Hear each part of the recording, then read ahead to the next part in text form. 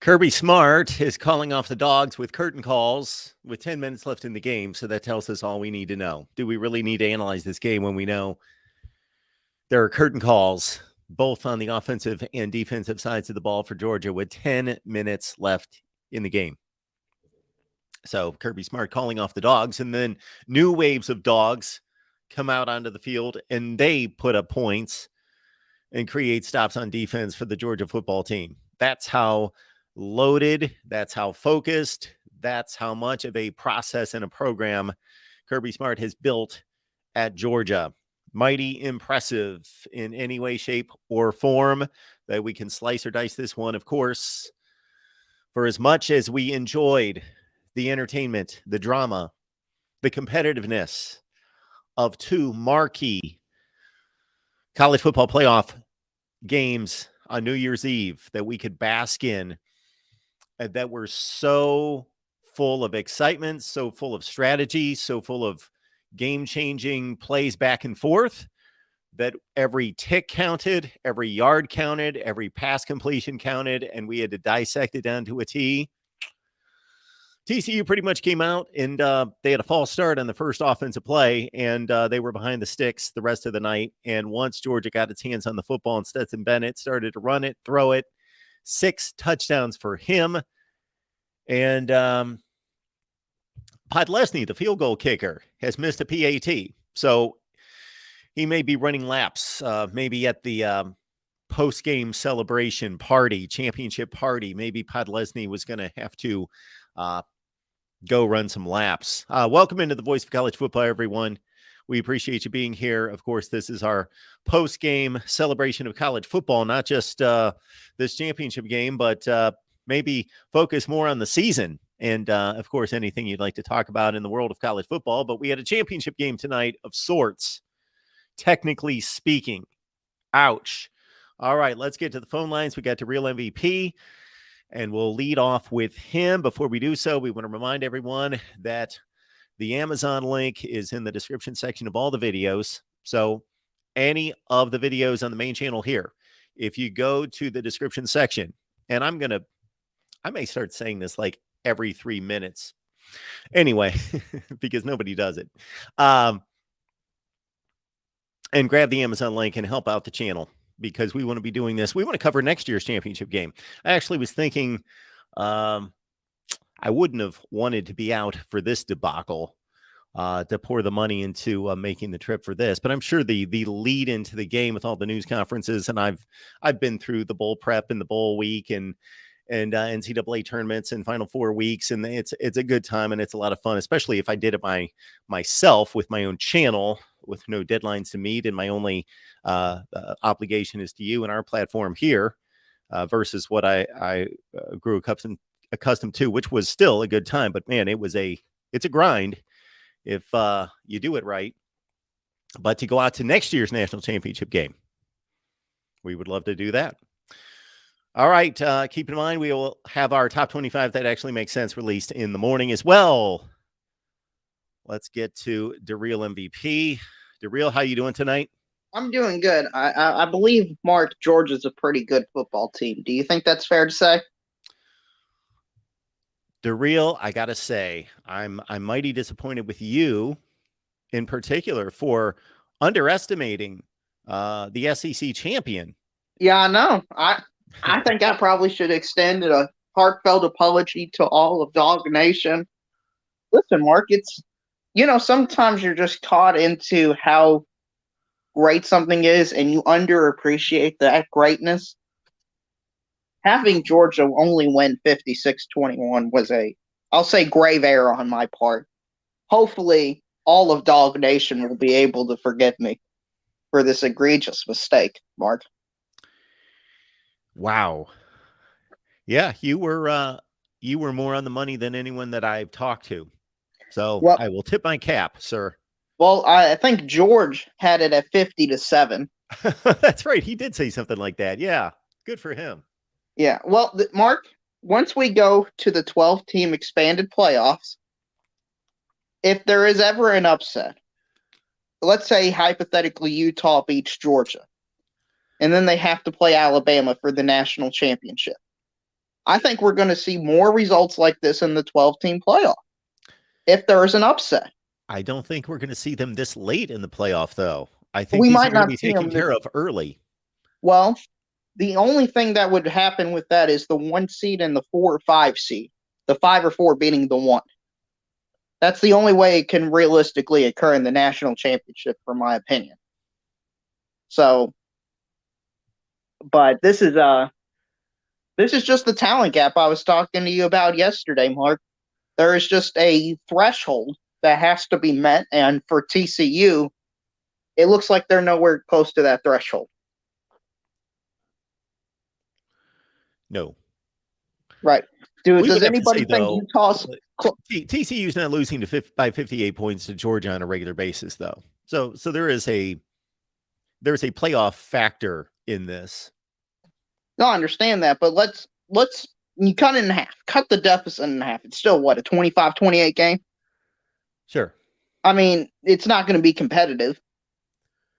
You do this for, let's say, Utah and Georgia play in the semifinals. Anybody think Utah has a chance? No. Anybody think Tulane has a chance? No. Anybody think Kansas State has a chance against Georgia? This is what I think we're just going to see in the 12-team playoff. And listen, people want the representation and stuff. That's fine, but this is what I believe the type of result this representation is going to get you. I don't know what we would have seen tonight if Michigan would have made it.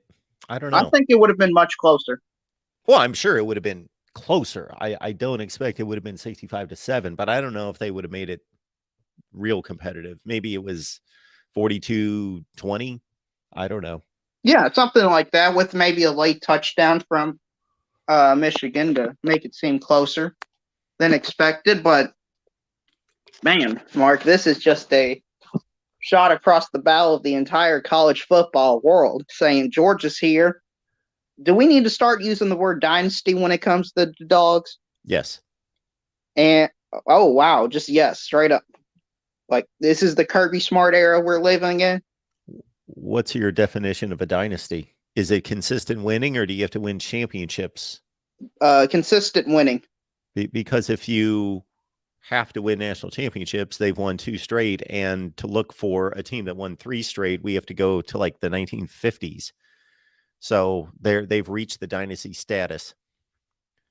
Okay, and something I'm not sure if you saw, Nick Saban was at the halftime.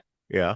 What were your thoughts about Nick Saban? Do you think he was looking over the field and thinking, man, if Alabama was in this game against Georgia, I bet you it'd be a whole lot closer? I saw Saban's comments pregame. I saw probably 20, 25, 30 minutes of the pregame just into kickoff. And for one thing, I could tell that Nick Saban knew that Georgia was going to kill them. He was kind, of course. He didn't say that, but he basically said, for TCU to have a chance, they're going to have to do A, B, and C. They're going to have to score at least 40 points. They're going to have to, and you could just tell the way he was approaching his analysis. He thought Georgia was going to kill them. I didn't see the halftime, but I don't know if he's looking at this thinking, wow, I wouldn't have necessarily wanted to put my team up against this, or I would have wanted to get a shot at this team, and knowing the competitor he is and how good Alabama and how talented they are, and that they did not get to play Georgia this year, that could have been a heck of a championship. Right. And I think maybe just because of this result, TCU is still a great team. TCU is still probably one of the top 5 teams in the country. It's just this is how big the gap is between the select few and everybody else. This is it. This is what it's going to take for a TCU, Utah, Oregon State, Penn State, something like that to crack into the semifinals. I would put Penn State in a different category with those other teams. Well, I think they're all going to. I just don't think Penn State meets the threshold. I think you need to be X good to beat Ohio State, Michigan, Georgia, Alabama. And Penn State happens to be at a Y value currently. Well, sure. Penn State is not an elite program. Absolutely. That's not what I'm debating. I'm just saying they have the wherewithal in the recruiting base, and they do all those things from a recruiting. And now that the Big Ten is bringing on USC, UCLA, and there's going to be a further gap, they have leaps and bounds advantages over the 3 or 4 schools that you mentioned, the likes of TCU, Oregon State, Utah, Penn State. Yeah, they're better equipped to do something someday than those schools. Fair enough. Fair enough. The Connor Johnson, do you need to beat Florida by 30? Good. Connor, listen, Oregon State can beat Florida by 90. I still don't think they're going to be anywhere near the talent to beat Ohio State, Michigan, Alabama, or Georgia. Just the recruiting rankings, the talent rankings, Oregon State does not meet that threshold. Kentucky doesn't meet the threshold. Michigan State doesn't meet the threshold. There's about, what would you say, 7 or 8 teams that has a somewhat path and even an outside chance to win the Natty every single year. Yeah. And outside of that, you basically can eliminate every other team. What is Connor's point here? I don't know what his point is. I'm not sure. Then Mark said, I get confused sometimes with the real MVP. What does he want everybody to quit playing and watching football because Georgia is too good? No, my point is, when people say we want to expand the 12-team play, we want the 12-team playoff, it's going to give more teams a shot to win the national championship. I just want people to think about what that means. Because you could have results like this, and then you're going to go onto the recruiting trail and be like, oh, yeah, we're 58 points behind Georgia. How much of a shot is this? Because if you're TCU, before this game, you could sell the possibility, hey, we're going to play in the national championship. We could have made it. But nope. If they went to the old BCS, it would have been Georgia, Michigan. TCU could have gone out recruiting saying, hey, we're just a few players away from winning the national championship. And if they beat whoever they would have played in the bowl game, I think a lot of people would believe that. But right now, how many people think TCU is anywhere close to winning the Natty? I still believe that the potential of getting these kind of results in the national championship game going forward with 12 teams is going to be lessened. Because again, okay, let's take your tier model. It sounds like you're usually on board with about, who knows, Georgia may be the best and nobody even close this year. But typically 2 or 3 at the top, and then about 7 or 8 that are decent, that are good, and then just a drop off of 15, 20, 30 teams, and some of those will obviously make the college football playoff. So you're going to eliminate these teams in the first round, and even if they get an upset, you'll eliminate them in the second round. Even if they get a bye, you will eliminate them in the next round or after that. I just think that you're going to arrive with what you're looking for, an all SEC final or an all SEC Ohio State, or fill in the blank of anybody else that might be worthy. It's very few. And that's your championship game every year. Well, I don't think it's as far away as you're making it out to be, because all it takes is for that 4 seed or for that, the 4 seed should just win one game against Georgia, or the 3 seed Clemson to beat Michigan, and boom, they're in the national championship. It's not that far away, Mark. It's only 1 or 2 games. It's not. I think it will probably happen every 5 years or so, and then you're going to have games like this. But I think generally you're right. And if people are fine with having a majority SEC/Big Ten semifinals every year, I'll agree with you. But I don't think that's what people are looking for, Mark. I think people are looking for non-SEC and non-Ohio State Michigan to win the Natty. And I just don't think that's going to happen. So, especially with Texas and Oklahoma joining. All right, real. Yeah, final Anything thing else? I'll say is a bit of trash talking, man. USC, you talked about them. If they join the Big Ten next year, I think they're going to lose to Ohio State, Michigan, and Penn State, which will be funny. Congratulations to Georgia, 58. What is this? The most dominant win in national championship history? I said last night that the most dominant win I've seen in a championship game is Alabama Notre Dame 10 years ago. And this was, I think they're comparable. I don't think there's any way to separate them. Those are the two most dominant performances I've seen in a national championship game. Well, hopefully you get feeling better, Mark. Well, I appreciate it, DeReal. Yeah, no problem. You have a good night. You do the We'll same. talk soon. Thanks. All right. We got David Greenshield on the line. David, how you doing tonight? Well, how should I feel about this one, Mark? You should feel maybe Ohio State would have only won by 57. I tell you what, beat down proportions. You know the one that comes to mind? Nebraska boat race in Florida in 95. Back when the Midwest was could beat the SEC on a regular basis. Well, I don't know if you were on board with us. This must have been last night. Yeah. I separate the Alabama Notre Dame game completely aside from people. Please, bear with me tonight that the mind isn't all there. It's highly medicated.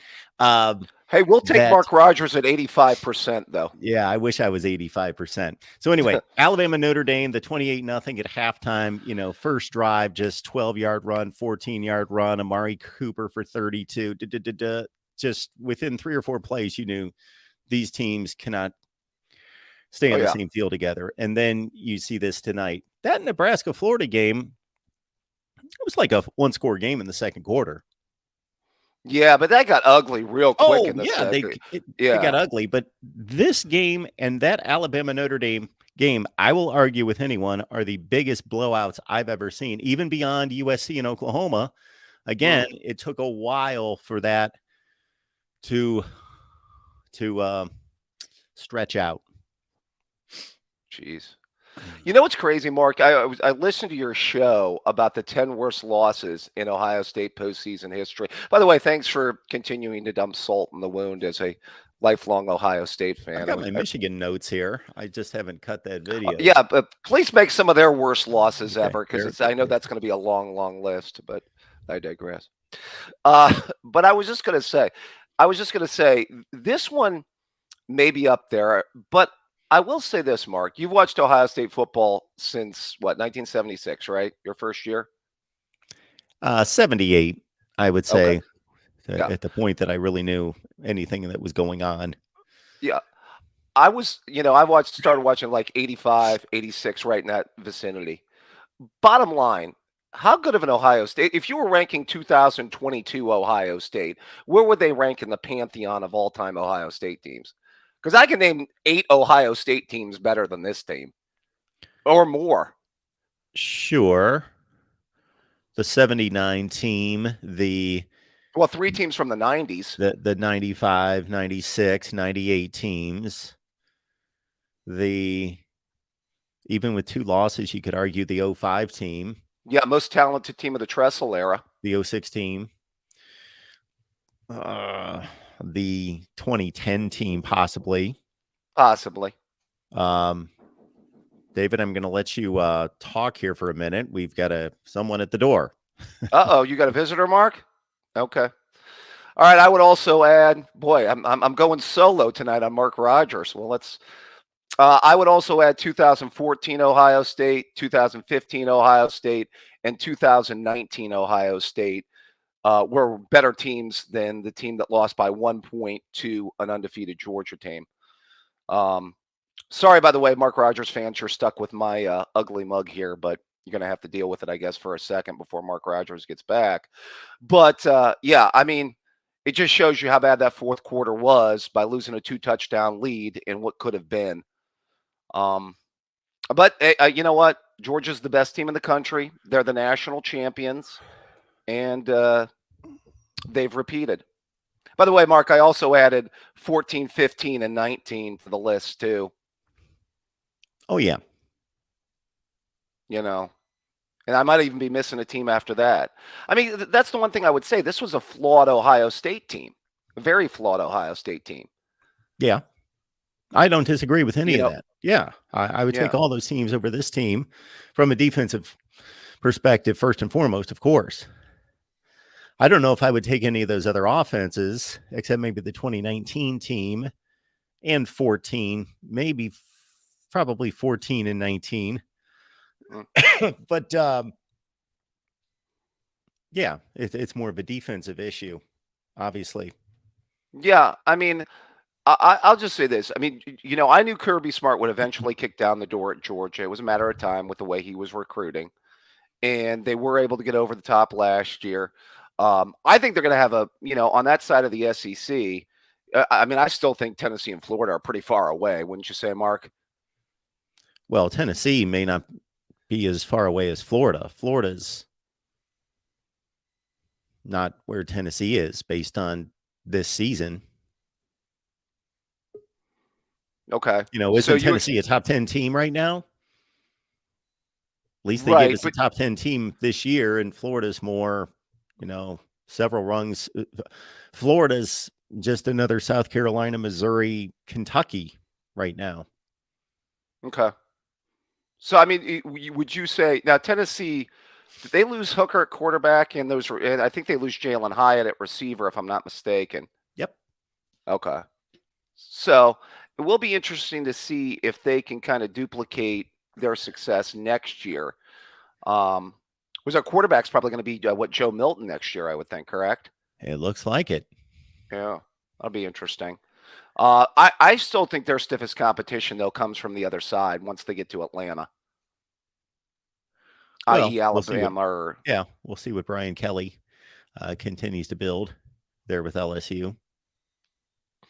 Yeah, I would say this. I expect the Big Ten. I think the Big Ten will be strong next year, Mark. I expect Ohio State. I can see Ohio State, Penn State, and the team up all north all in preseason. What, top 7, 8 preseason? Yeah, that's what people will be looking at. But let's keep in mind, nobody can predict the top 25. Well, I don't even know why we trust these top 25s.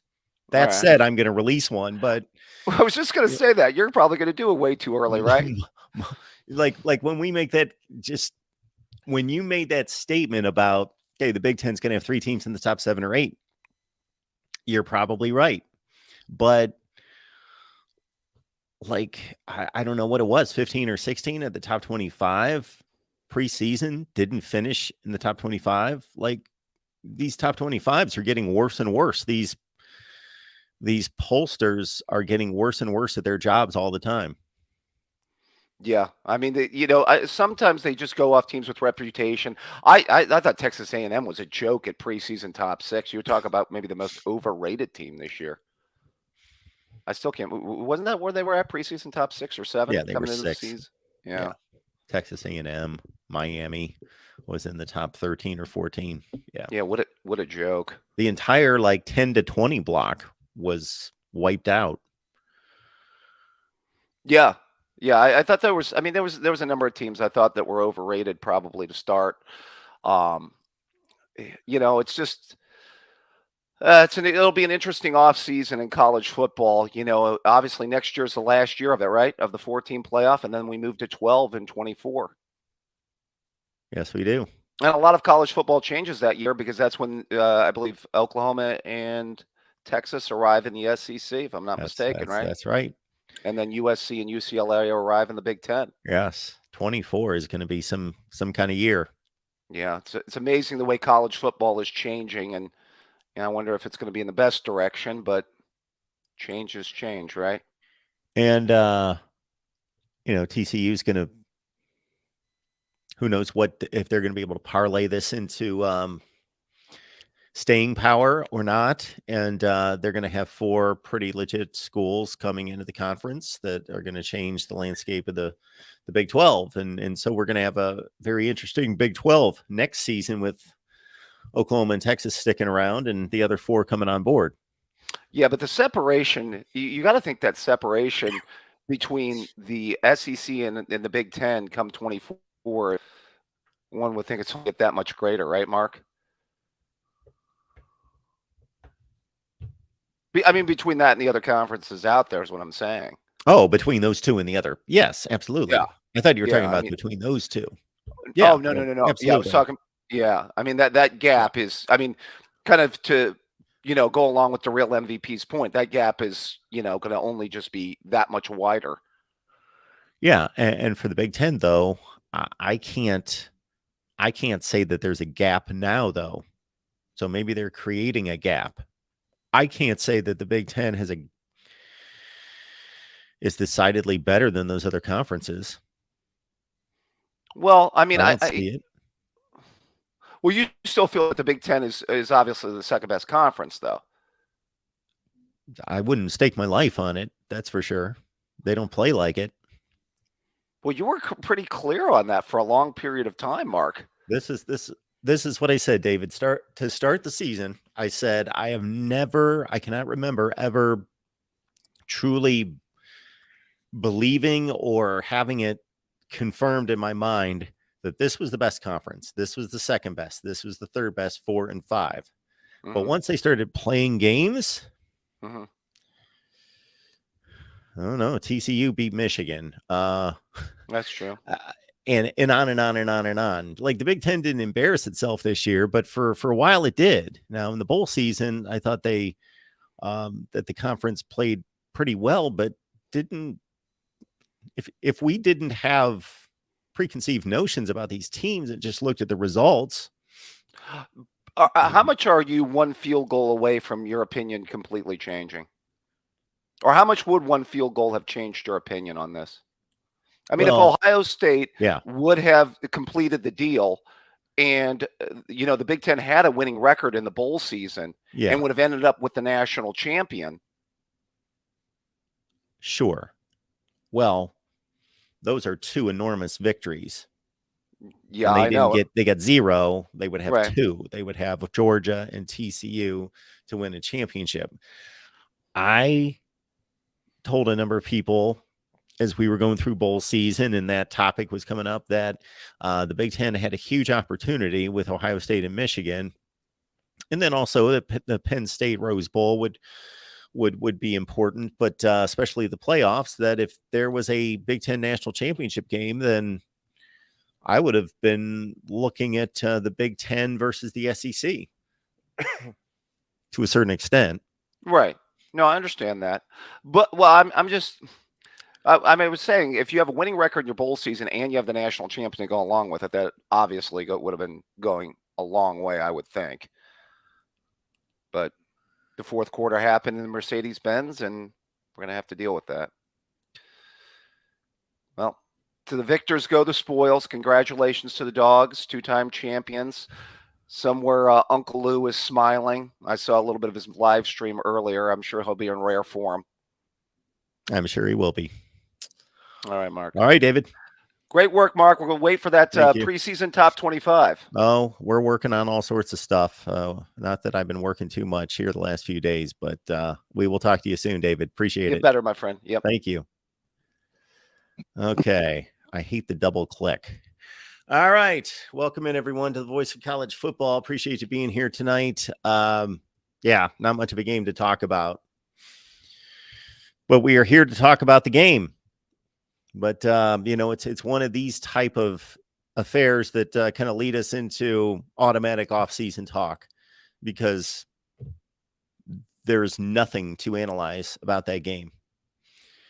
Sheer domination. There were, no game situations, no clock management, no time management, no nothing, no matchups to even debate, discuss.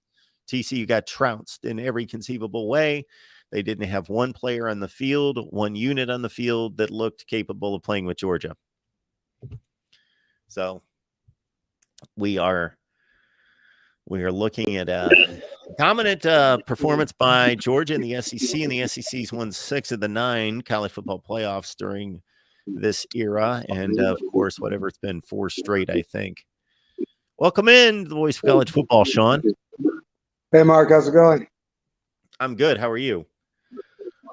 Oh, enjoy it. Wish would have had a slightly more interesting game to observe, but it was actually kind of interesting in its own way. Well, I mean, if you have sort of a perverse inclination to just sadistic domination, then yeah, that was something else. I was kind of intrigued as to how ugly this could get towards the end, wondering if Georgia could hit that 70 mark. As I mean, I don't know if it was lack of effort or something, but even when they were not making that valiant of an effort, TCU just wasn't even putting up much of a fight. Couldn't stop them at all. There was, I mean, it was something else. I never thought I'd see a national championship game quite like that. The other ones, the games you're mentioning, the Notre Dame Bama game 10 years ago, the Tommy Frazier Nebraska team over Florida. Those didn't feel anything like this game. This was just this. They could have said Texas Southern, and it would have seemed more appropriate than the number 2 team in the country tonight. Yeah, I would somewhat disagree. Well, I would entirely disagree on the Alabama Notre Dame game. Yeah, I mean, that was the Alabama at least kind of slowed down at some point in that game, though, right? Well, yeah, that's exactly what they did. They slowed down. Teams were more in that mode to pack up a 42-0 lead. But yeah, I would still even say that Alabama Notre Dame game was even worse than this one in my estimation. But apples to to even make that comment, what does it matter? They were both complete annihilations. Yes, So those would be at the top of my list of championship annihilations by far. Right. I remember hearing a report like 10, 11 years ago. Yeah, there was rumblings that Saban, not that he was going to take the Georgia job, but that he had told people in the background that Georgia was the best job in the country because of its resources, its access to talent. And they, for about 20 years now, they've been a very, very good program. And, but, this, they were so, but they've just taken it to an insane next level at this point. And I think those, Georgia Tech's in that state, but I don't consider them real competition. Certainly not on the recruiting level. They're a different type of institution. And Georgia, I mean, it really should be probably like the big 4 when you're talking about the big 3 in high school football talent. Georgia's just about as good as Florida or California in the raw number of players it produces. And obviously they're not restricted to just the state of Georgia when they compete. But I don't know. What they're doing right now is I've said this for a while now. The top of college football, the elite, have just separated themselves in such a grotesque fashion. I mean, the best programs that I think that it's the Alabama, Georgia, Clemson, Ohio State. Just so consistent, and so every year they're just dominating. Do you think this is good or bad for the sport that there's such separation at the top now? There's such a clear top tier. Oh, I think it's bad for the sport. Yeah. I don't think there's any question about that. It's bad for the sport. Yeah. It's bad for the sport. It would be better for the sport if those schools would be separated to different regions of the country.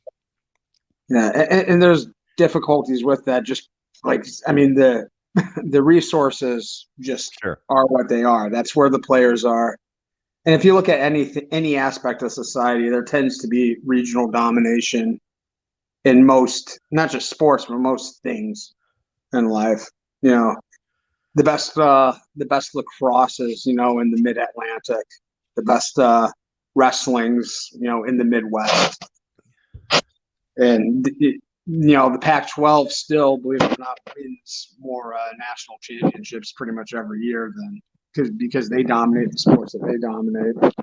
And football is just really huge in the South from a very early age, and it's just bigger there. And they already have some inherent advantages that the rest of the country does not have. So, I mean, wonder if you think this expanded playoffs. We had a great semifinal match followed by the worst championship possible. But do you think that this expanded playoffs will create maybe a little more buzz? Because we should be getting much more competitive games in the early rounds when it expands to 12. Right? Well, we're going to get more competitive games, but we're also going to get this in the early rounds, but at least we'll get them out of the way. Yeah. So, all right. You should not see this in a championship game. No, you definitely should not. I was going to say the common thread between Notre Dame and TCU, the Notre Dame team that made it, I thought that both of those teams kind of arrived with a lot of people suspicious of their legitimacy. I mean, Notre Dame, I don't think anybody could look at that Notre Dame team that year and think that was one of the two best teams watching any random game that they played that year and say that's the number 2 team in the country or the number 1. They just managed to kind of squeak and get by. Yeah. Almost exactly like this TCU team did. Yeah. They earned it, but if you evaluate the play, they were not that good. That there are all sorts of games against just decent opponents they could have lost. Yes. And then when you get to this situation and you're playing a truly elite team and they've got 6 weeks to just focus on you, just game plan for you, and it's, a giant game atmosphere, they just can't compete. It would prove to be a much better team. I just I knew that this was possible, but maybe my prediction was a little bit of hope. I did pick Georgia to cover, but barely, and I just thought that maybe TCU could hang, and then it would be just a grind of depth and talent and all that would separate in the second half, as opposed to what we saw, which was crazy. Were you a little hopeful after the Ohio State game, seeing how effectively Ohio State was able to hit big plays in the passing game, and that TCU with a similar kind of offense might have, and I mean they did hit one of those plays in this game. They might have a puncher's chance just because maybe Georgia showed some vulnerability. Yeah, because of Ohio State, but also because of what LSU did in garbage time. At the same time, the more I thought about it, I really do believe that Ohio State's just a different deal, throwing and catching the ball, even beyond Tennessee or Oregon. Georgia took on 2 really good offenses. Tennessee was arguably the best offense in the country this year, and Georgia shut them down. And Oregon was a top 5 to 10 offense, and they obliterated them. So really, Ohio State was the only team that, from the opening gun all the way through the game, was able to compete. Yeah, and that I thought Ohio State was going to get blown out, and I still, even if Ohio State would have made that field goal at the end and won, I just don't think consistently they're nearly as good or complete as Georgia. They would have pulled off. That would have been an upset for sure to me. If Ohio State was in this game, I definitely think they would have won, but I don't think we would have gotten this at all tonight. I think TCU would have made some plays. This could have only happened. Only one team could have done in the country, I think, could have done this to TCU tonight, and it was the team they were playing. So, awesome. Oh, thanks, Mark. I will say that Alabama did something that wasn't quite like this, but to Kansas State. And if you ratchet up the intensity of the playoff atmosphere, I don't know, maybe Alabama too. Yeah. Yep, absolutely. Well, thanks, Mark. I hope you start to feel better in the next. Appreciate it. Thanks, man. Have a good one. Take care. Have a good night. All right, we will keep it moving here. The voice of college football. Our buddy Kyle's on board tonight. Kyle, thank you so much for your contribution there. Congratulations, Georgia fans, for winning your 4th Natty in 131 years. Go Dogs. 1942, correct? 1942, I believe, was the first. All right, then we also have contributions coming in from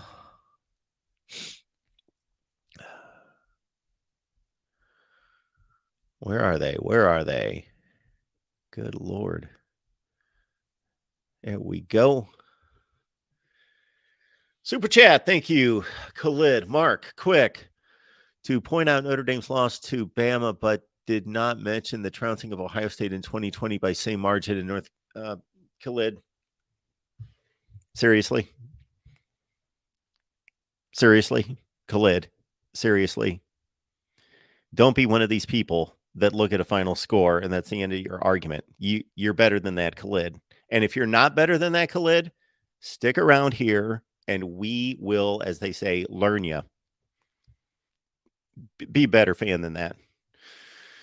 Yeah, we have a, I kind of dropped this tagline, but I used to say something about, the smart, hardcore, intelligent fan here at the Voice of College Football. So be better than that, Khalid. I don't know who you root for. It doesn't matter who you root for. It doesn't matter that one team's Notre Dame and one's Ohio State.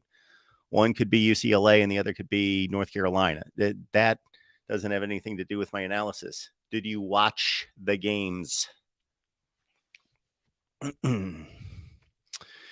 Ohio State, Alabama in 2020. Yes, Alabama in spots dominated that game, won easily. Yes.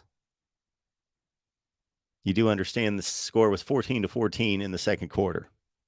Like, it was competitive.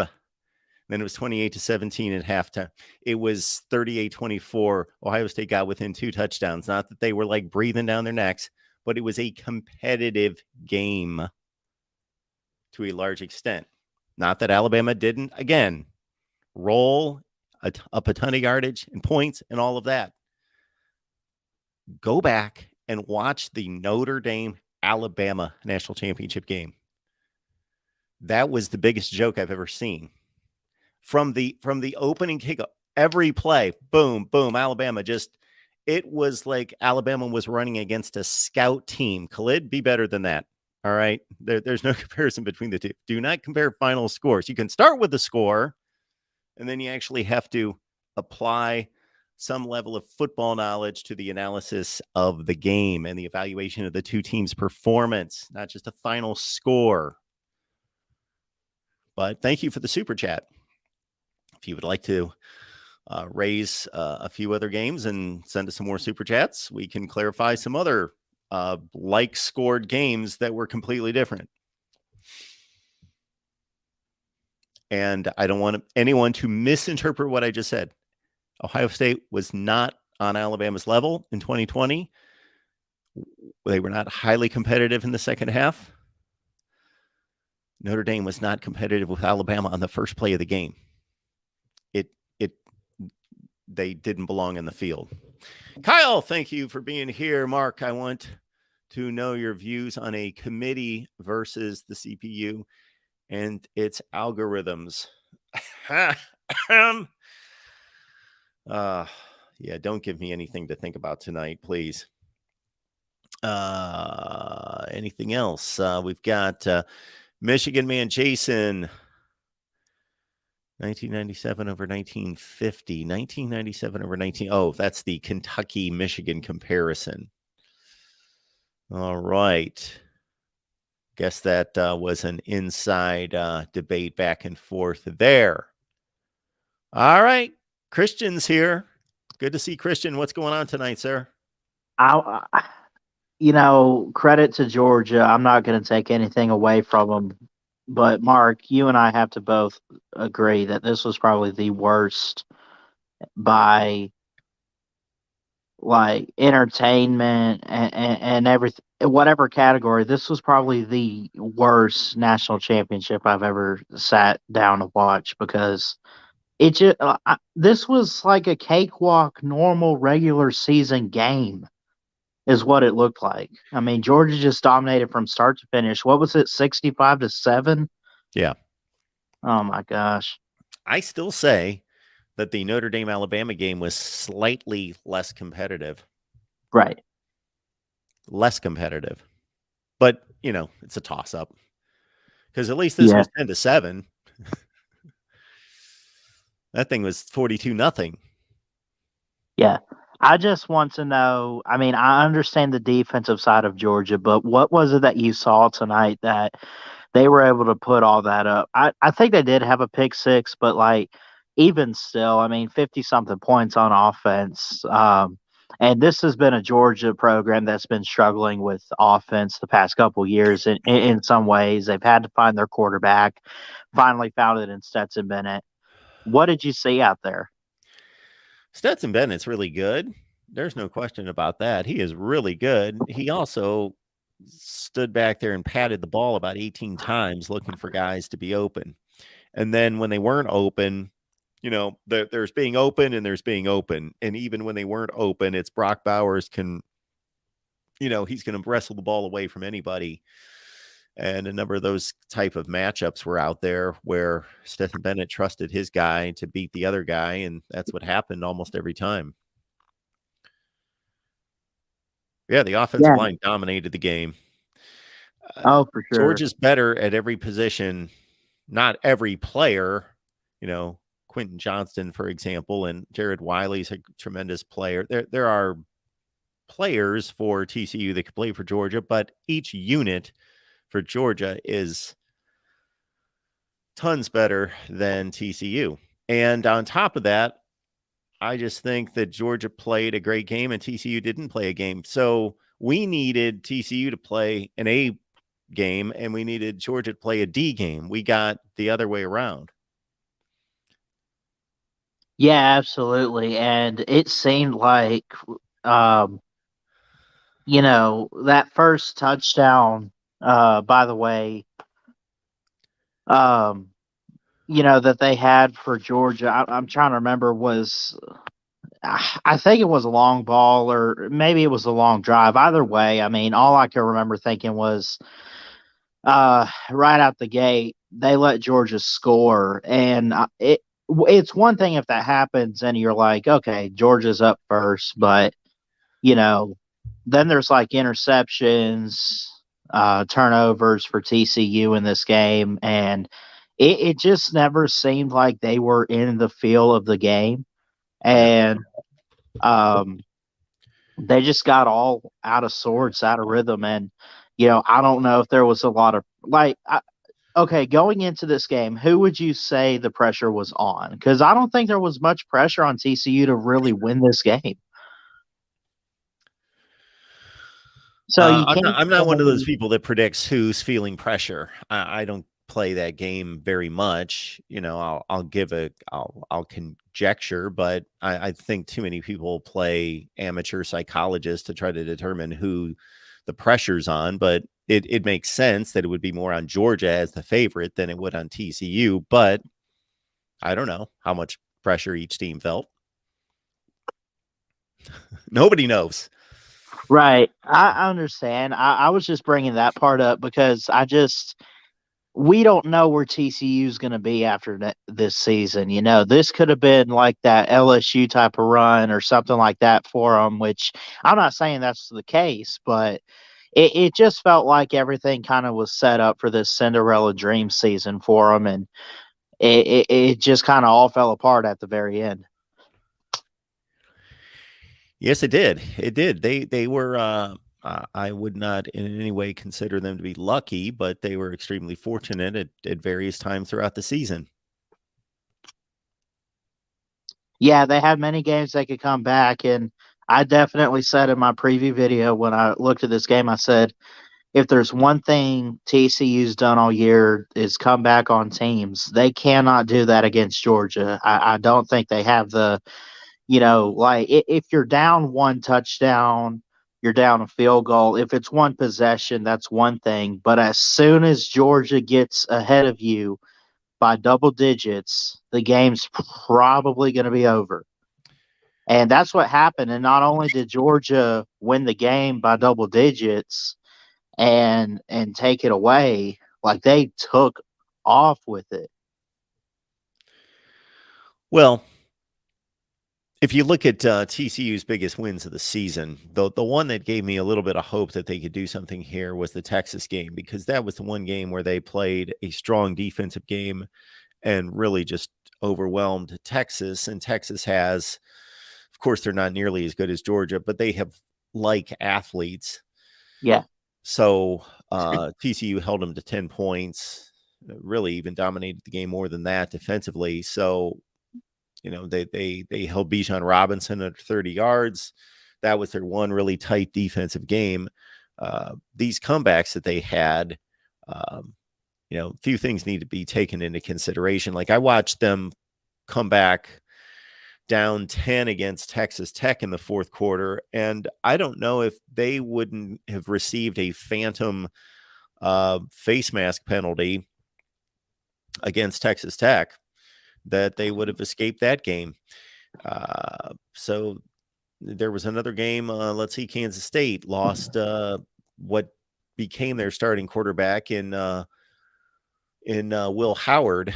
And so, you know, they were down by 18 points and they came back against a third string quarterback. So they had a lot of things break their way. Oklahoma State, we thought at the time that they came back on them from 17 down. We thought they were a much better team than they turned out to be too. Yeah, absolutely. I'm going to be honest. I really don't have much else to say on this game other than I guess the only thing you can say is Georgia dominated from start to finish. They clearly wanted it more than anything else in the world right now. And they wanted to prove that last year wasn't a fluke, that they are here to stay. And I guess credit to them for going back to back. And what does it say that we finally have that in the college football playoff era? And it's Georgia to do it. What do you think's, I guess, next going forward? I think it's much of the same. I think we're going to have the same teams building the same programs. USC has a chance to do something about it. But other than that, I don't see the landscape being much different next year. Yeah, me neither. I would definitely agree. There's Ohio State, there's Georgia, there's Alabama, and those are the three top, at least the top three. And then, well, I don't know. Do you throw Michigan in there? I know they didn't win the playoff game, but to go back-to-back Big Ten champs, I mean, maybe if Harbaugh finds that one missing piece, I mean, maybe Michigan's in there in that mix. But anyway, Mark, I can't even say I enjoyed this game tonight. I was ready to tap out at halftime on my stream and everything, and I just wish it was a better game. Yeah, I had a very lackluster. I made the comment a few times this past week that I wasn't really looking forward to this game.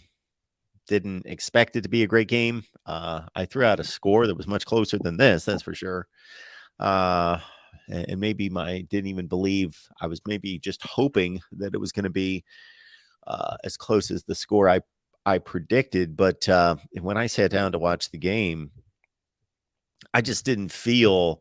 It didn't feel like a championship game to me. I didn't feel the same buzz and electricity that I felt in flipping on those two semifinal games last weekend and anticipating the potential of them being great games, which they, of course, delivered.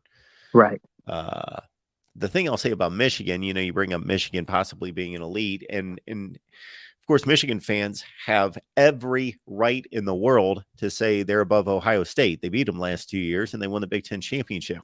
It would be nice to see Michigan compete against somebody outside the conference, though. Would be nice to see them win a game or deliver outside the conference before we give them some kind of elite status in college football.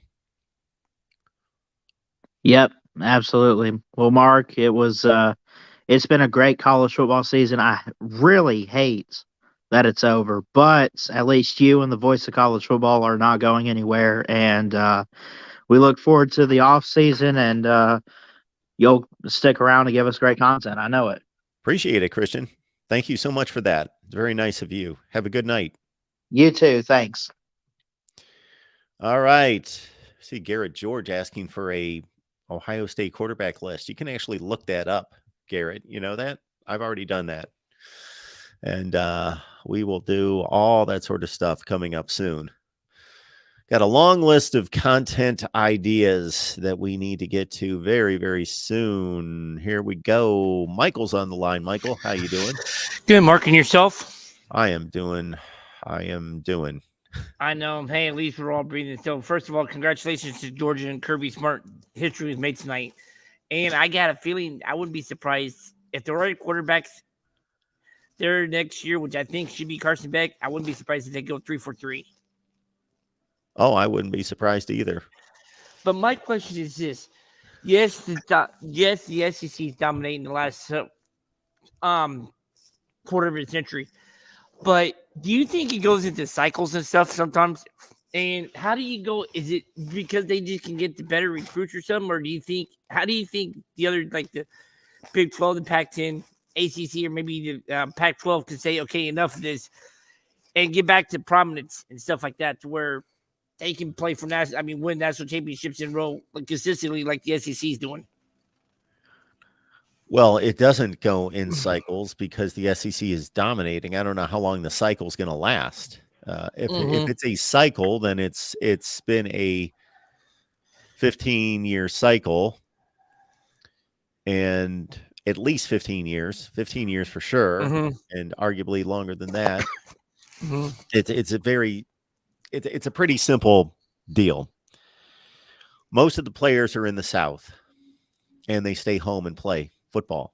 And football is very important in the South to these SEC schools, and therefore they put great attention toward high school football. For one thing, you got to have great high school football. So not just do they is it in the water, but you also have to have programs in these states that take it very seriously and have tremendous programs that are strong in terms of 7-on-7s and camps and strength and conditioning and all those things. So the players are in the South, and they care, meaning the people of the South care. Therefore, they donate time and attention and money and resources to it. Stanford doesn't care that much about winning at football. Maybe they, I hesitate saying that. I say that because that's what it looks like right now, but they were really good for 5 or 10 years. But look at Cal, look at Arizona, look at and maybe they care just as much. I'm sure there are individuals within those programs that care just as much, but not enough people care just as much. And they don't. All the players are in 7 or 8 states. Like another thing too is like this, people are saying stuff like that, and I can't see. To me, everybody thinks the Big Ten is a mess. I think it's parity. In order for the Big Ten to somewhat get better, because you always have 2-team race or 3-team race every year. That's parity? No, I'm talking about for the Big Ten. Big Ten East is always going to be. You're telling me there's parity in the Big Ten? Because you got Wisconsin, you got Iowa, and you had Northwestern. Before Purdue won it this year, how many years in a row did those 3 teams win the Big Ten West? Well, Northwestern won twice in 4 years. And didn't Iowa win? All your parities in the Big Ten Western Division. But overall, there's really not parity in the Big Ten in terms of competing for the championship. There's not parity. No, I agree with you. When Ohio State, Michigan, and Penn State don't lose to anybody outside of themselves, you are talking about 7-7-7, 21-0 against everybody else this year from those three. You mean 18-0 because they play the 3 West Division teams every year. They play a 9-game schedule. Yeah. 6 And in the division. I took 3. out the 2 that they play against themselves, like Penn State played Ohio State and Michigan. Okay. That's 7 games from each team. 7 times 3 is 21. Okay. But no, I was just wondering stuff like that. I mean, do you see it where when they do it like that, is it going to be next year or 2024 when the divisions go away? And do you see maybe, all right, if Kevin Warren takes the job with Bears, who do you see could be the next commissioner? If who does what? Kevin Warren, if he takes the job with the Bears. Oh, who you're asking me who's going to be the next commissioner of the Big Ten? I'm up for Yeah. the job. They can give it to me. I have no idea. Did anyone know that Kevin Warren was going to be named the Big Ten commissioner? No. No, I doubt if many people have a guess. And that's, I have not given that any thought. We could certainly look into that and see who's possibly a good candidate. Now, the other thing I'm trying to figure out, is it up to Kevin Warren or does all the presidents and chancellors of the university have to vote to eliminate the divisions? Oh, it's up to everyone. Oh, okay. So is the president and the athletic directors? Well, they're not going to do anything next year because that would be stupid to do something for one season and then USC and UCLA jump in and then they got to change and restructure the league again. So they're just going to play out next season and then we will find out what they're going to do in 24. Yeah, I was just wondering because I would think, why couldn't they go? I mean, could they go away with the division next year? Michael, what did I just say? No, they're not going to do anything next year. They're not going to make major changes for one season and then have to make major changes again for the next season in 24. Oh, all right. I didn't hear you because of the stuff like you're going to have the same. I would be shocked if they did, and I will certainly be posting a video telling the Big Ten how stupid they are if they make massive changes for one season and then have to make massive changes again the next season. That doesn't make any sense.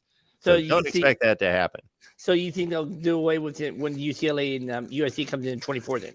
Well, that's what's been talked about. That's I believe Kevin Warren has stated that a few times that that there won't be divisions.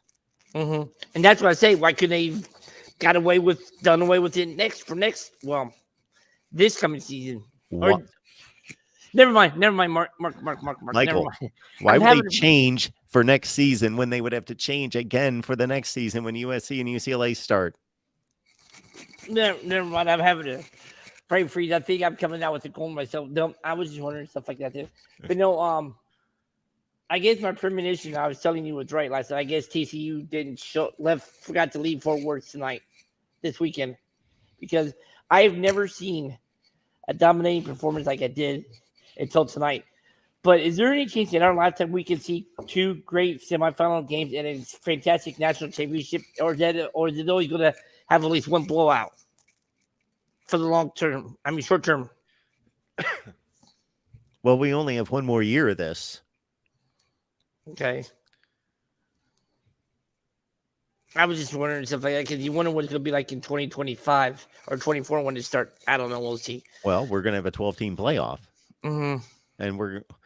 And the likelihood of having every game be a great game is next to minuscule. So yes, we're going to have blowouts every year. Okay. And another last thing before I let you go, what is this going to do for the psyche of TCU going into the Big 12 for next year, you think? This particular game? Yeah. Well, Sonny Dykes has to manage that. I don't think it's going to impact their role into next season. I think that he's going to do a nice job of being able to manage the locker room and their disappointment over this game. He's going to let them be mad or sad or crushed, and because there's no reason to, and then he's going to kind of nurse them back to health and bring their psyche back to where it needs to be, and use it as motivation. I would expect that they will be just fine, but that doesn't mean that they're going to make another run to the playoffs, because they're still working at a place of deficit. They're still not, they need to raise recruiting, and they've done very well through the transfer portal for one thing. So, yep. So who's going to be the quarterback next year for TCU? Is it the one that got Duggan replaced this year? who, Chandler Morris? Yeah. I get Chandler Morris, Tanner Mordecai. I don't know. I don't know what his eligibility is. All right, sir. Sorry for wasting your time a few minutes ago. I have brain lapses sometimes. I guess that's what happens when you get up there and you lose your hair. Anyway, Mark, get better. You're not wasting my time, Michael. I appreciate the call. Take care. See ya. Thank you, sir. All right. We will keep it moving here. Thank you for bearing with us, everyone.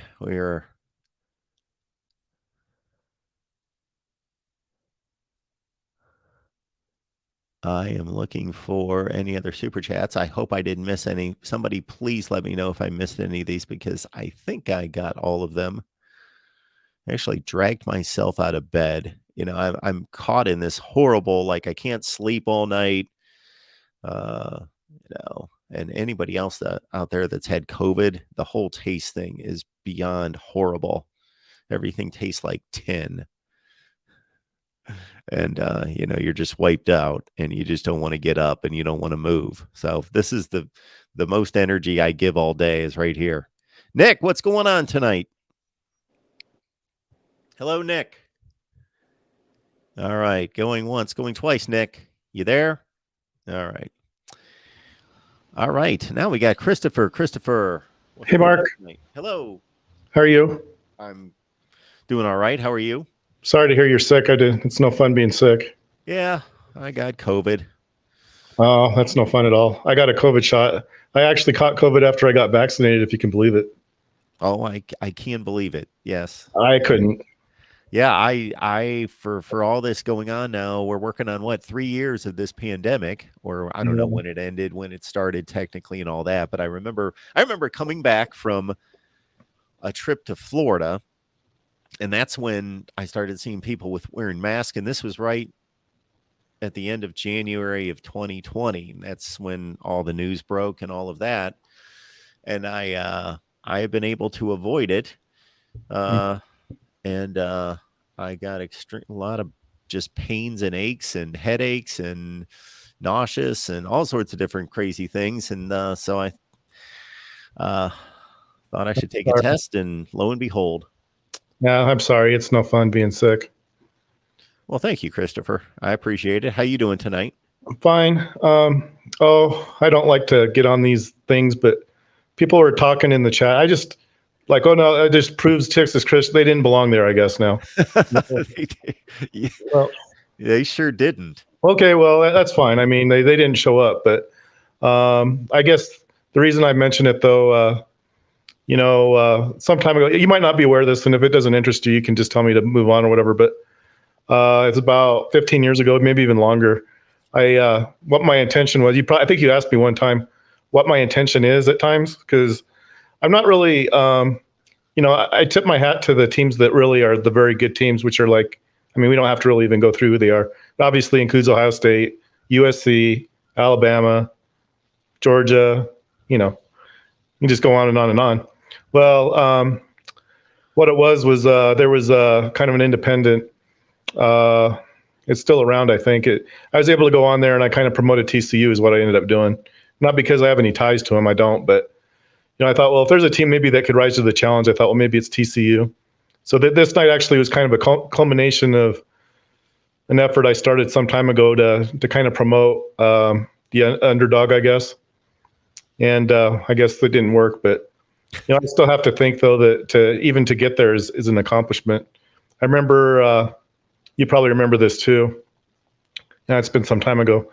Florida played Nebraska in a Fiesta Bowl. Yeah. I don't know if it was quite as lopsided, but it wasn't far from it though. And then the very next season, I think Florida actually won a title. So I'm not going to write them off as well. You might want to write them off. I'm not going to do that. I think, I'm very disappointed, obviously. I actually kind of thought they had a chance, not only a chance, I actually thought they might win, to be honest with you. And it's kind of surprised me that they didn't. But But I'm not gonna like try to diminish what Georgia did. I mean, they proved that they were the better team by a mile. So I don't know if you have any thoughts about that, about whether TCU maybe cashed it in, or you have any thoughts about it? I don't think they cashed it in. I think that they most likely were kind of punched in the mouth very early. And, Sonny Dykes said at halftime that he was kind of telling his team, we can't play scared. Guys, wake up. I think they were a bit shell shocked by the physicality and the athleticism of Georgia, and they kind of put them on their heels. Oh, I think that was one thing, and sometimes a team just doesn't play its best, and I don't think. I think it's pretty reasonable to say that if these two teams played a number of times, if they played 10 times, we would not be seeing a 65-7 game most of the time. But TCU played a poor game and Georgia played a great game. No, I like I said, I'm not going to try to make excuses. That's really not the kind of person I am, in all fairness. But I actually played when I was in high school. I think I played in all of one game, if you can believe it. But anyway, I don't know how much you know about Colorado. We played Gunnison. They're a small school. We were a small school. I think we got beat like 35 to. It wasn't 35 to nothing, but it might as well have been. I mean, they whipped us up, and those games they're not fond recollections. So you have to kind of. I mean, for me anyway, I got hurt like shortly after. I didn't play again after that, but that was the only game I played in. We got beat like 35. It wasn't 35 to nothing, but as bad as we got beat, it might as well have been. So I know a little bit how it's not fun. Not fun to lose that by a wide margin at all. It makes you feel like you have to. It really humbles you, is what it does. Yes, it does. I don't know if you've had any experience like that. It doesn't really matter. Yeah. Anytime somebody's played competitive athletics, you've taken, a hit like that from time to time. Sure. But again, like I said, and I don't know that I can really fairly draw the parallel, but it is true though that Florida, after they got beat in the title game, they came back the next year and did pretty well. So I'm not saying that's going to happen for TCU, but I wouldn't necessarily discount them. I don't know if you're already ready to discount them. Discount them for next season? No. Well, I have serious questions as to whether their program is sustainable at an elite level. I think that's a reasonable concern or doubt. Do you think maybe they were exposed? Do you think that's kind of a fair statement, maybe? Sure. Exposed they were? Yeah. Okay. They didn't. I mean, I don't know what happened. I actually wasn't able to watch it because I don't. It's like a subscription channel that I guess I don't get on my service. I didn't get it or didn't make preparation to get it. But I saw that they were behind at halftime, and I actually kind of thought they might come back because, they're kind of known as being a second half. Even though, but once it became like 38-7, I just kind of figured, it's not their night. But I don't like the fact. I hope they didn't quit. I don't. That's something you don't want to like just quit on that's not a good thing for anybody. Well, it's one thing to quit. It's another thing to, give an honest effort, but really not have it in you anymore because it's a hopeless situation. Do you think maybe just a speculative? Do you think maybe that they put all their energy into that Michigan game? Is that a possibility? Well, I stated that a few times in the last 9 or 10 days. So I don't know that, but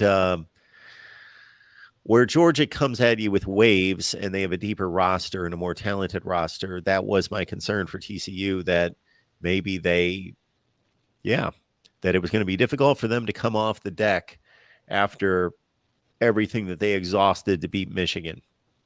Yeah, I think that's a valid point. I don't know if you agree with me or not, but I think just to get past Michigan, I think that's a tall order personally. I don't know if you feel the same way I do. Okay. Well, I guess that's kind of my point. It's like they didn't, they maybe didn't show up tonight, but, I don't know that we should not automatically write them off just because they got routed. But, maybe I'm a little sensitive to it. I don't know. I didn't go there, obviously, but yeah, I don't know. I know what it's like to lose in dramatic fashion, and it's one thing to watch it. It's another thing to be a part of it. And like I said, the only game I ever played in, I think we might have had 10 points. I don't remember really. If we did have 10, that was a lot for us. But we got routed, and I think it probably could have been a lot worse too. We thought we were pretty good, was the thing. We thought we had a good team, and we got routed by really a team that really wasn't that great anyway. Chris, for as much as we would love to hear the play-by-play from your outing against Denison back in 1984, I think we will see if there's anything else that you wanted to hit on tonight. Oh, not exactly. I think the only thing I was going to tell you, and again, it's something we've talked about, and you might not agree with me, but I just, take the title game away, and it's still Georgia's a title game because, the metric that I apply, I guess, would have put Georgia number one regardless. But I know that's not something you really agree with. But I just, like I said, and now we're going to go to a 12-team playoff, which I don't think I know you have your own opinion. I'm not saying you're wrong. I just, I prefer bowl games, and I don't know if I'm the only one that does. I think the tradition, the bowl games, and, I know Tim talked about 2017. Well, in all honesty, even if you didn't have the playoff, I think you could still make a claim for, they beat Clemson, Alabama. I don't know that we need a playoff, but again, I know it's something you don't agree with, so I'm not going to press it. But like I said, that's how I feel about it. And you have every right in the world to feel that way. I just don't understand, number one, why football fans would not want the entertainment of seeing the best teams in the country play against each other, number one. Number two, that is the best way to decide who the champion should be, is to have them actually play games on the field, regardless of the sport. I'm not saying it doesn't work. South Dakota State beat North Dakota State. Now, we know who the best team is. Obviously, now it's South Dakota State. But that was the second time they had to beat them, though. They had to beat them twice to do it. Okay. Well, do you agree that that's really required? You have to beat a team twice? Well, it depends what the structure is of your season and playoff and all the format. It all depends. Well, I want to take it. Can I just make one more point before you cut me out? Sure. Well, last season, we had the SEC title game between Georgia and Alabama, and Alabama won. I think ordinarily, maybe not, I'll be fair. I think the two best teams are probably Alabama and Georgia. I think even in a BCS scenario, I'm not so sure you don't just put those two teams back together. But what we had was an SEC championship game that it recognized Alabama, and then we had a national championship game that recognized Georgia. And I don't know how one is necessarily, how do we put one above the other? I don't quite understand how that works, but because that's the format. Well, but Christopher, we've had enough conversations. I know that you have watched the NFL through the years. There are going to be teams that play in the NFL playoffs this weekend that played during the regular season. At this point, it doesn't matter who won those games. Those games went into the standings that determined the playoffs and the playoff seedings. But once that's determined, they might as well all be 0-0 because it's a new season, and now it's the playoffs. So if you win the game now in the playoffs, then you advance, just like Alabama and Georgia. Alabama won the SEC championship. They got to hoist the trophy, but there were 4 teams selected for a playoff, and Georgia was selected despite not winning the SEC, and they were starting over. I'm not necessarily disagreeing with you, Mark. I'm just kind of asking you why. You can't disagree with me because that's what the system is. So you have an SEC champion that's one team, and then why isn't it that the SEC championship? Why does that not weigh as much as, to me, that doesn't add up in my head? Well, maybe somebody out there does weigh the SEC championship more than the national championship. I don't know. I think it should be more. Each person's own prerogative. I doubt that those people exist. We came within a missed field goal of having 2 non-conference champions play in a playoff or in a national championship game. I'm not necessarily promoting that. I'm just saying in our current format, that's possible. What that boils down to for me is that's why I like the BCS, because I think that would have taken out that part out of it, and we would have had Michigan and Georgia, and I don't think there'd be as much problem. I'm not trying to be like anti-playoff, Mark. I just think that the BCS works better. And we would have got, it kind of like gets down to brass tacks, I don't think it would have changed anything. I think Georgia probably would have beaten Michigan.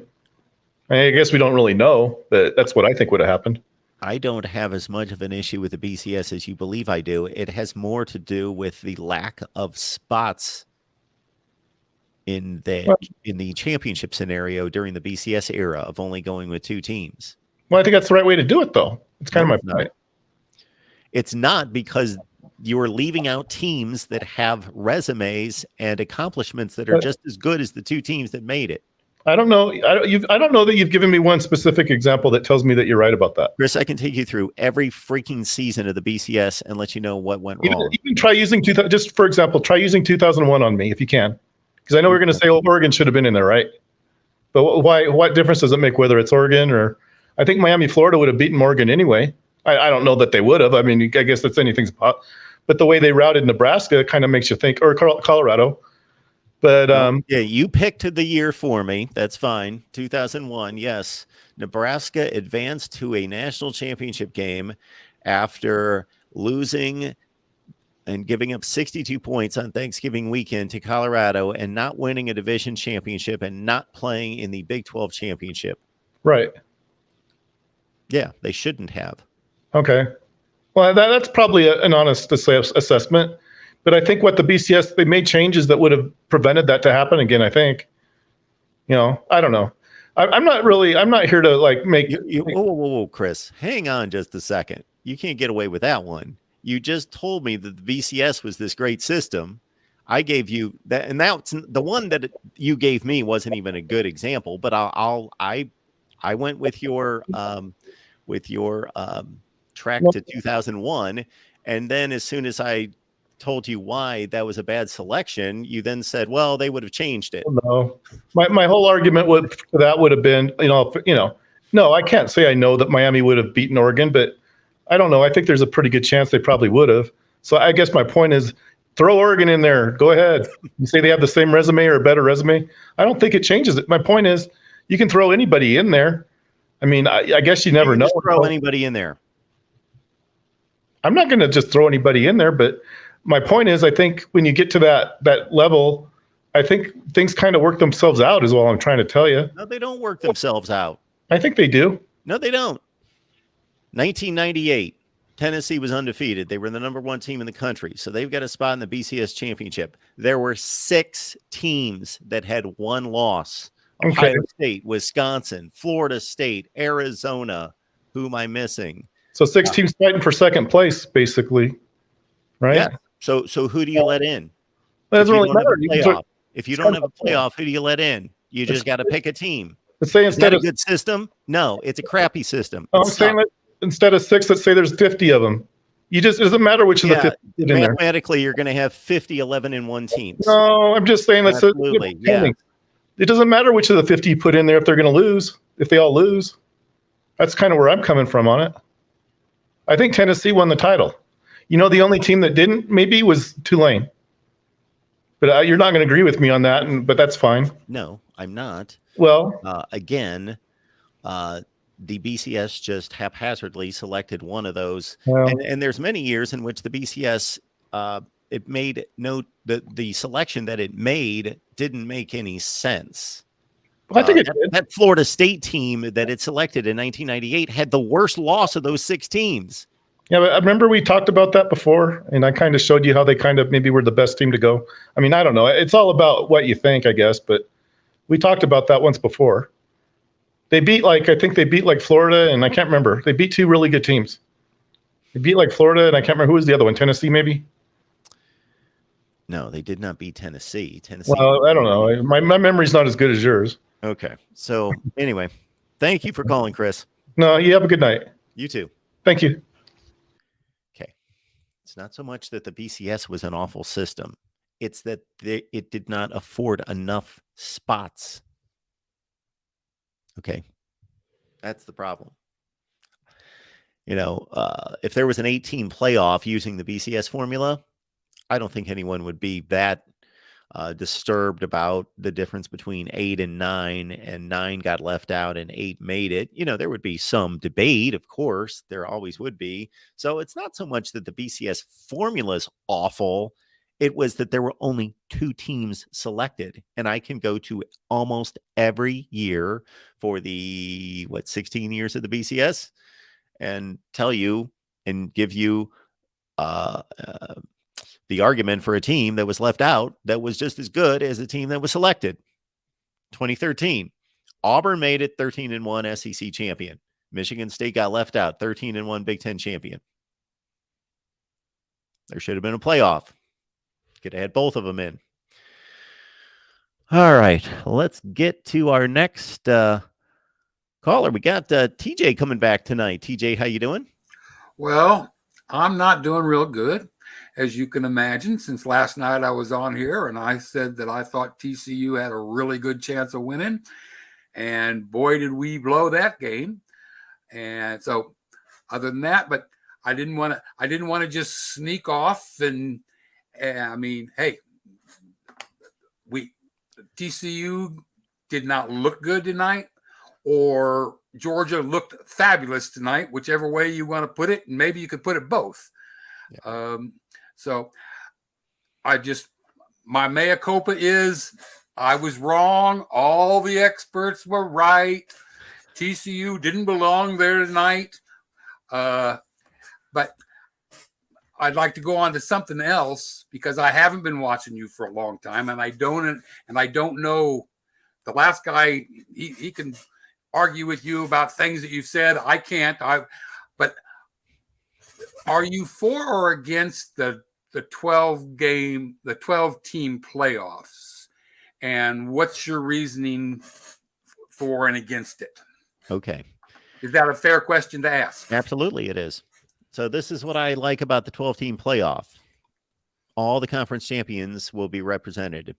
So all the conferences will be represented in the playoff. That's what I like about the 12-team playoff. And the conference champions will be, you have to win a conference to receive a bye. So there are various aspects of the 12-team playoff that I think are dead on. I think are great. Having games on campus in the first round are phenomenal. And again, to have to earn, rather than having a committee say, oh, well, I think they're the best and they're the best and they're the best, regardless of conference, and us having multiple teams from a conference have byes, I like the fact that it is going to be a meritocracy, that you have to win a conference championship to get a bye. Okay, what I don't like about it, basically the authority of this 13-person committee right now is simply that they hold all of college football hostage as sorts. They determine what 4 teams make it. Well, when you're selecting 12 teams, their power isn't necessarily in the 12 that are selected, because any one of us could select 12. And if we all selected 12 teams this year, we'd all come within 1 or 2 teams of selecting the same 12. Their power is going to come in the decision between who's the 4 seed that receives a bye and who's the conference champion, who's a 5 seed that doesn't get a bye. And if you go year to year, and we've done this, TJ, in the past, we've shot videos and looked at what this 12-team model would look like each year. That's going to be a guessing game. That's going to be, they're not going to have a reasonable argument or a decisive measure to determine, okay, this conference champion should be the 4 seed and get a bye, and this is the 5th seed and they're going to have to play a first round game. So I don't like that. So I would like either 8 teams or 16 teams, because I agree. We don't want byes. I don't know if you watch the NFL, but I don't even care for byes in the NFL, but at least they make sense because they were determined based on a set of rules, and the schedules are so closely overlapped between all these teams. They play very like schedules. Therefore, when the Kansas City Chiefs go 14-3 and receive a bye, and the Pittsburgh Steelers go 11-7 and don't receive a bye, well, that's based on merit, of those 2 teams playing very close, like schedules. And so the bye was earned. These byes are just going to be kind of arbitrary. And the last thing I'll say, TJ, is beyond the obvious that you can't lose a bye. So if you receive a bye versus, let's play out this scenario. It's conference championship weekend, the first week of December. And let's say Oregon wins the Pac-12 and Oklahoma wins the Big 12. And Oregon is determined, and they're both 12-1. And the committee just decided Oregon's better. They're the 4 seed. Oklahoma's the 5 seed. Okay, well, Oregon gets a bye. Oklahoma is the 5 seed. They've got to play the 12 seed. Let's say the 12 seed is Cincinnati. And sure, they get a home game, and Cincinnati's not supposed to be that good. But for the next 3 weeks, or for the next 2 weeks, I believe the first round games would be in 2 weeks, Oklahoma has to put all of its time, all of its resources, all of its efforts in scouting Cincinnati and practicing and preparing for Cincinnati. If they don't, then they're going to be in trouble. They can't divert their attention. So number one, the advantage of a bye is obviously you can't lose. Advantage number 2 is you don't lose any players due to injury. Number 3, you don't get beat up, even for the guys that don't necessarily get, specifically injured. The team gets beat up playing a physical game in a playoff game. Meanwhile, Oregon gets to sit there and scout Oklahoma and Cincinnati for 3 weeks. And they can pretty much split their staff and say, you know what? We're going to scout Oklahoma, you scout Cincinnati, and they can prepare for that second round game. And so there's just an enormous advantage for the team that gets the bye over the team that has to play that first round game. Okay, I would agree that I never understood why they went with 12 teams and 4 byes instead of either going to 8 or 16. And I personally think they should go to 16, but somebody else is making those decisions. So, excuse me. So, all right. So if we have the 12 or 16 team playoffs, okay, then we're going to assume that the best teams win the first game, and you won't have a TCU get beat by 50 points in the national championship playoff because you think they would have got beat earlier in the game in the championships. I think it's much more likely that we would, filter through these kind of games earlier in the tournament. Okay. Well, again, I'm still a big 12 fan, and I'm proud that TCU got to play the national championship game. I'm a little disappointed. I saw earlier in your chat, somebody said TCU can go undefeated next year, but they wouldn't get back to the national championship, which I think is unfair. I think that I think in 2024, when we go to the playoffs, then everything is going to be much more fair, in my opinion. Yeah, each team needs to be evaluated based on its current accomplishments for that season, and everything that happened in previous seasons should be washed away and not even considered. All right. Thank you. And again, I was wrong. Everybody else is right. Have a good night. Thank you, TJ. Appreciate you being here. All right. We will keep it moving here at the Voice of College Football.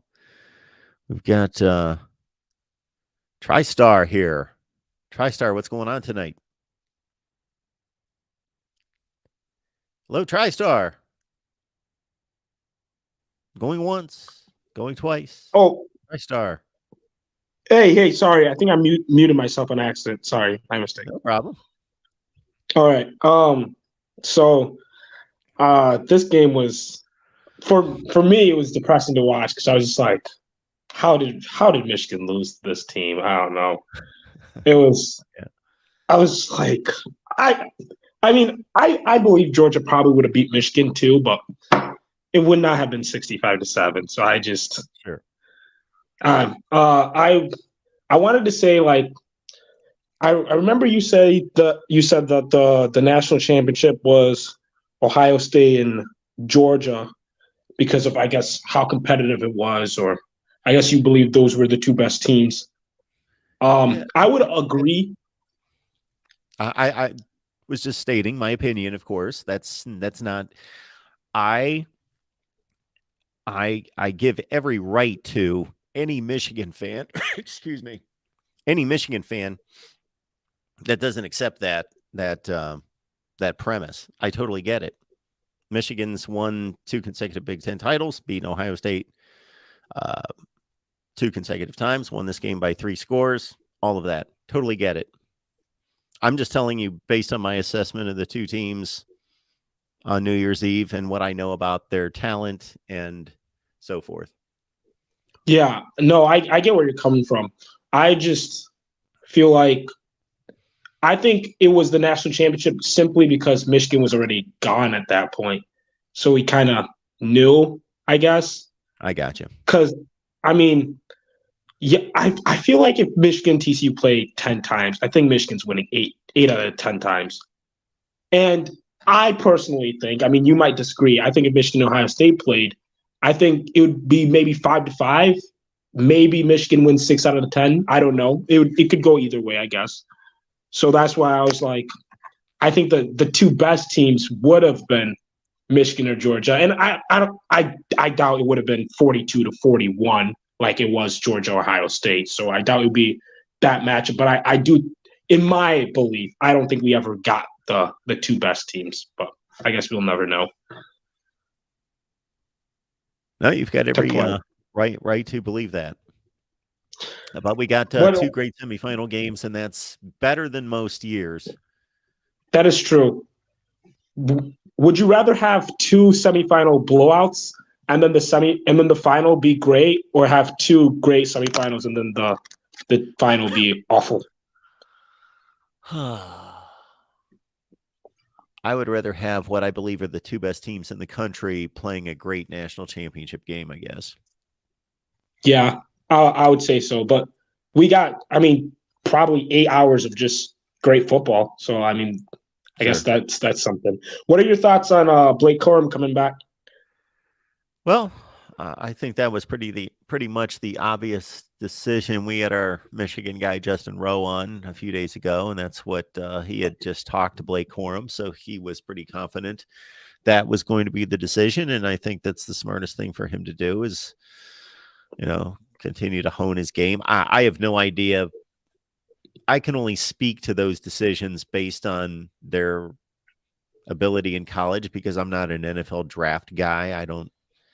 I love the NFL draft once it hits April, but I don't pay attention to, I don't know if Blake Corum's a first rounder, a fifth rounder. I have no idea what he is. So obviously he was making a decision partially based on what his draft grade is, I would guess, but also based on what he thinks Michigan can do next year. Well, what do you think? I guess you haven't came out with your preseason top 25 yet, or way too early, or have you? It's coming. It's coming. Okay. I was curious to see where you would have Michigan. Very high. Yeah, I have high expectations.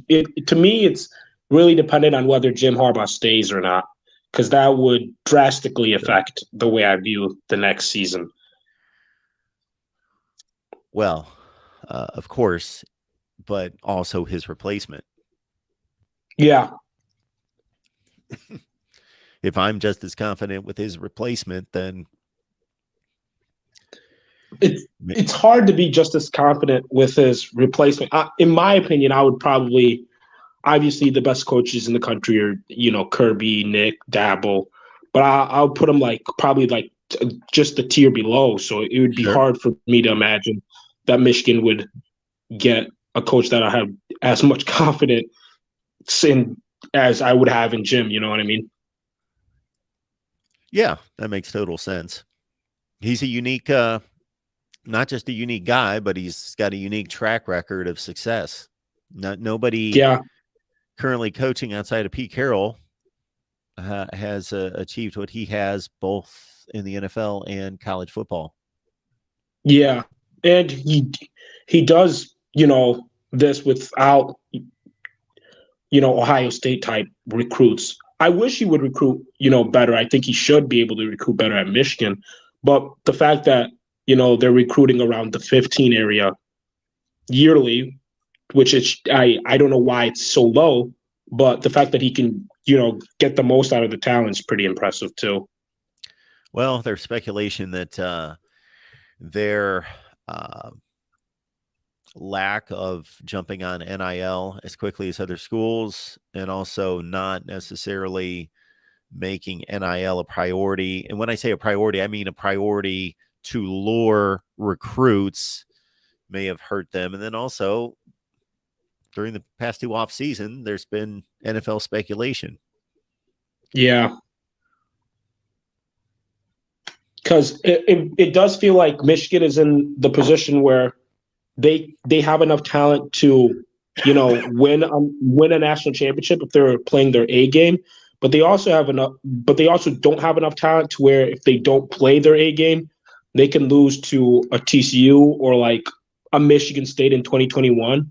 Because we've seen it multiple times. The same thing happened where last year in 2021 we saw them lose to Michigan State.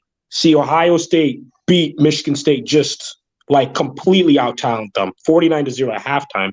And then Michigan beats Ohio State. And then this year it happens kind of again where we see them lose to TCU. TCU gets demolished by Georgia, but we saw Michigan beat Ohio State, a team that competed with Georgia. So it seems like there's just a talent. There's obviously such a gigantic talent disparity between Georgia and TCU to where TCU can't even compete with Georgia, but Michigan is like in that middle level where they're like competitive against both tier teams. So we don't have as much room to where if we have a bad day that we can still win. Yeah, I in no way wanted to discount that game because TCU won it fair and square, and TCU actually made some mistakes and dropped some passes that turned into interceptions. But that was a crazy game. It was a wild game with a lot of plays and a lot of situations that there's always going to be a couple in a game, but there were like 8 or 10 in that game. It was a crazy game. Yeah, but what I was saying is like in terms of team composite, TCU is like in the near 40. Sure. Or talent composite. Yeah. And like, there was I hate to like be rude to any TCU fans are listening, but like TCU was never going to win that game. Oh, never going to win this game tonight. Sure. Yeah. Yeah. And understand this though, TriStar, that the recruiting rankings, each spot is not created equal, meaning the same distance between 1 and 2 isn't the same between 2 and 3 and on down the line. So the top 3, 4, 5, 6 rungs are really close, and then it spreads out from there. So, for example, last year's recruiting class, I looked up umpteen different examples like this, but the one that stays with me is that Ohio State was number 4 and Michigan was 8. That was probably the 22 class, I guess. And that gap between number 4 and number 8 was the same as number 8 and 24. Sure. So yeah, that drop from Michigan at whatever you said they were, 15 to TCU at 40, may not be quite as much as it sounds. Sure. But I do think we can both agree that if Michigan and Georgia played 10 times, I think Michigan can get one of them, maybe even 2. I don't think TCU would get any of them.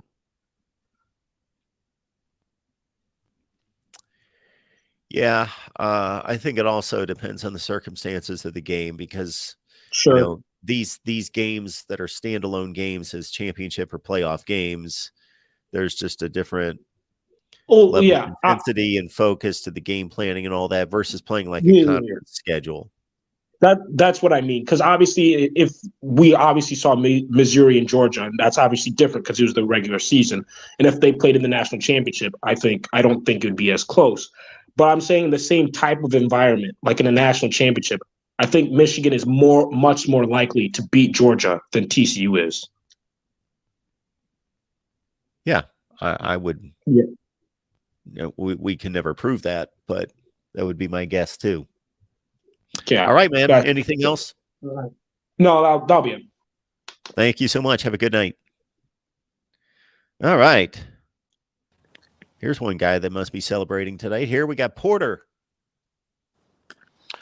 Of course. I'm enjoying a nice Macanudo cigar right now. Very nice. I don't know what that is, but Sitting by the enjoy fire. it. Absolutely, man.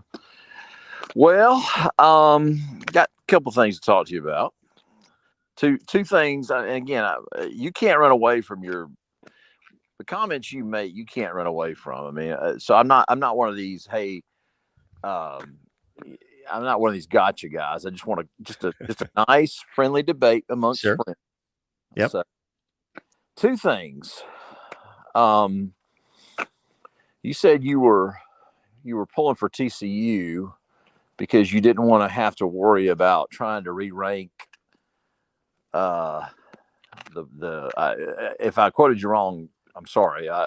From what I remember, you said I didn't want to have to re-rank I don't know who's the greatest tradition of winning or whatever. Okay. What did you mean by that? Okay, this is what I meant by that. Okay. All off season, what are we going to see in this live chat and in comment sections all over the place? Anytime two fan bases get together that have something to brag about, that have substantial histories, then what do you see? You see, well, we got 7 national championships. Well, we got 5. We've got this and we've got that, and our college football playoff records this and yours is that. All of that business, correct? So when, for example, Ohio State loses a gut-wrenching game like they did, that I think it's reasonable to think that they would have advanced and won a national championship, but we'll never know. But it's pretty reasonable to think that they would have. That this is just a missed opportunity to have another national championship, missed opportunity to have a better college football playoff record. Instead of going 0-1 this season, they would have been 2-0, let's say. And so all those things add up to the type of arguments and debates we have on this platform all the time.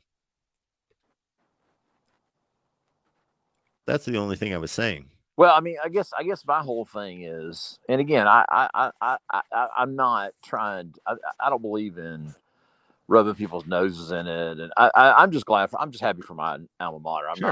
I'm not a gloater. You know that. I just love our sport. I love the people in this chat room. It's fun. I don't gloat.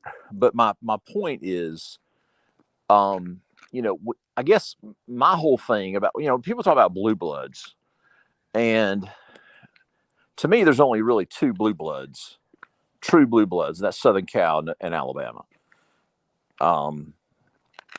Ohio State, you and I, how old are you? You and I are about the same age. Were you born in 1970? 68. You were born in 68. Okay. Were you born? Okay. So Yes. I look at programs based on how many years I've been on this earth. I was born in 1970. I'm 52 years old. Okay. I've seen Ohio State win 2 national championships. Okay, hang on just a second. Okay, so nothing prior to 1970 for you means anything. No, I wouldn't say anything, but my point is, okay, let's take. And that's okay. I'm not arguing it. I'm just clarifying. Let's take Ohio State out of it. I don't want to get, I have a tremendous amount of respect for Ohio State. Let's take Michigan. Okay. Michigan has 1 national championship shared since the Truman administration. Sure. How in the world can you say that Michigan has better winning tradition than the University of Georgia? Because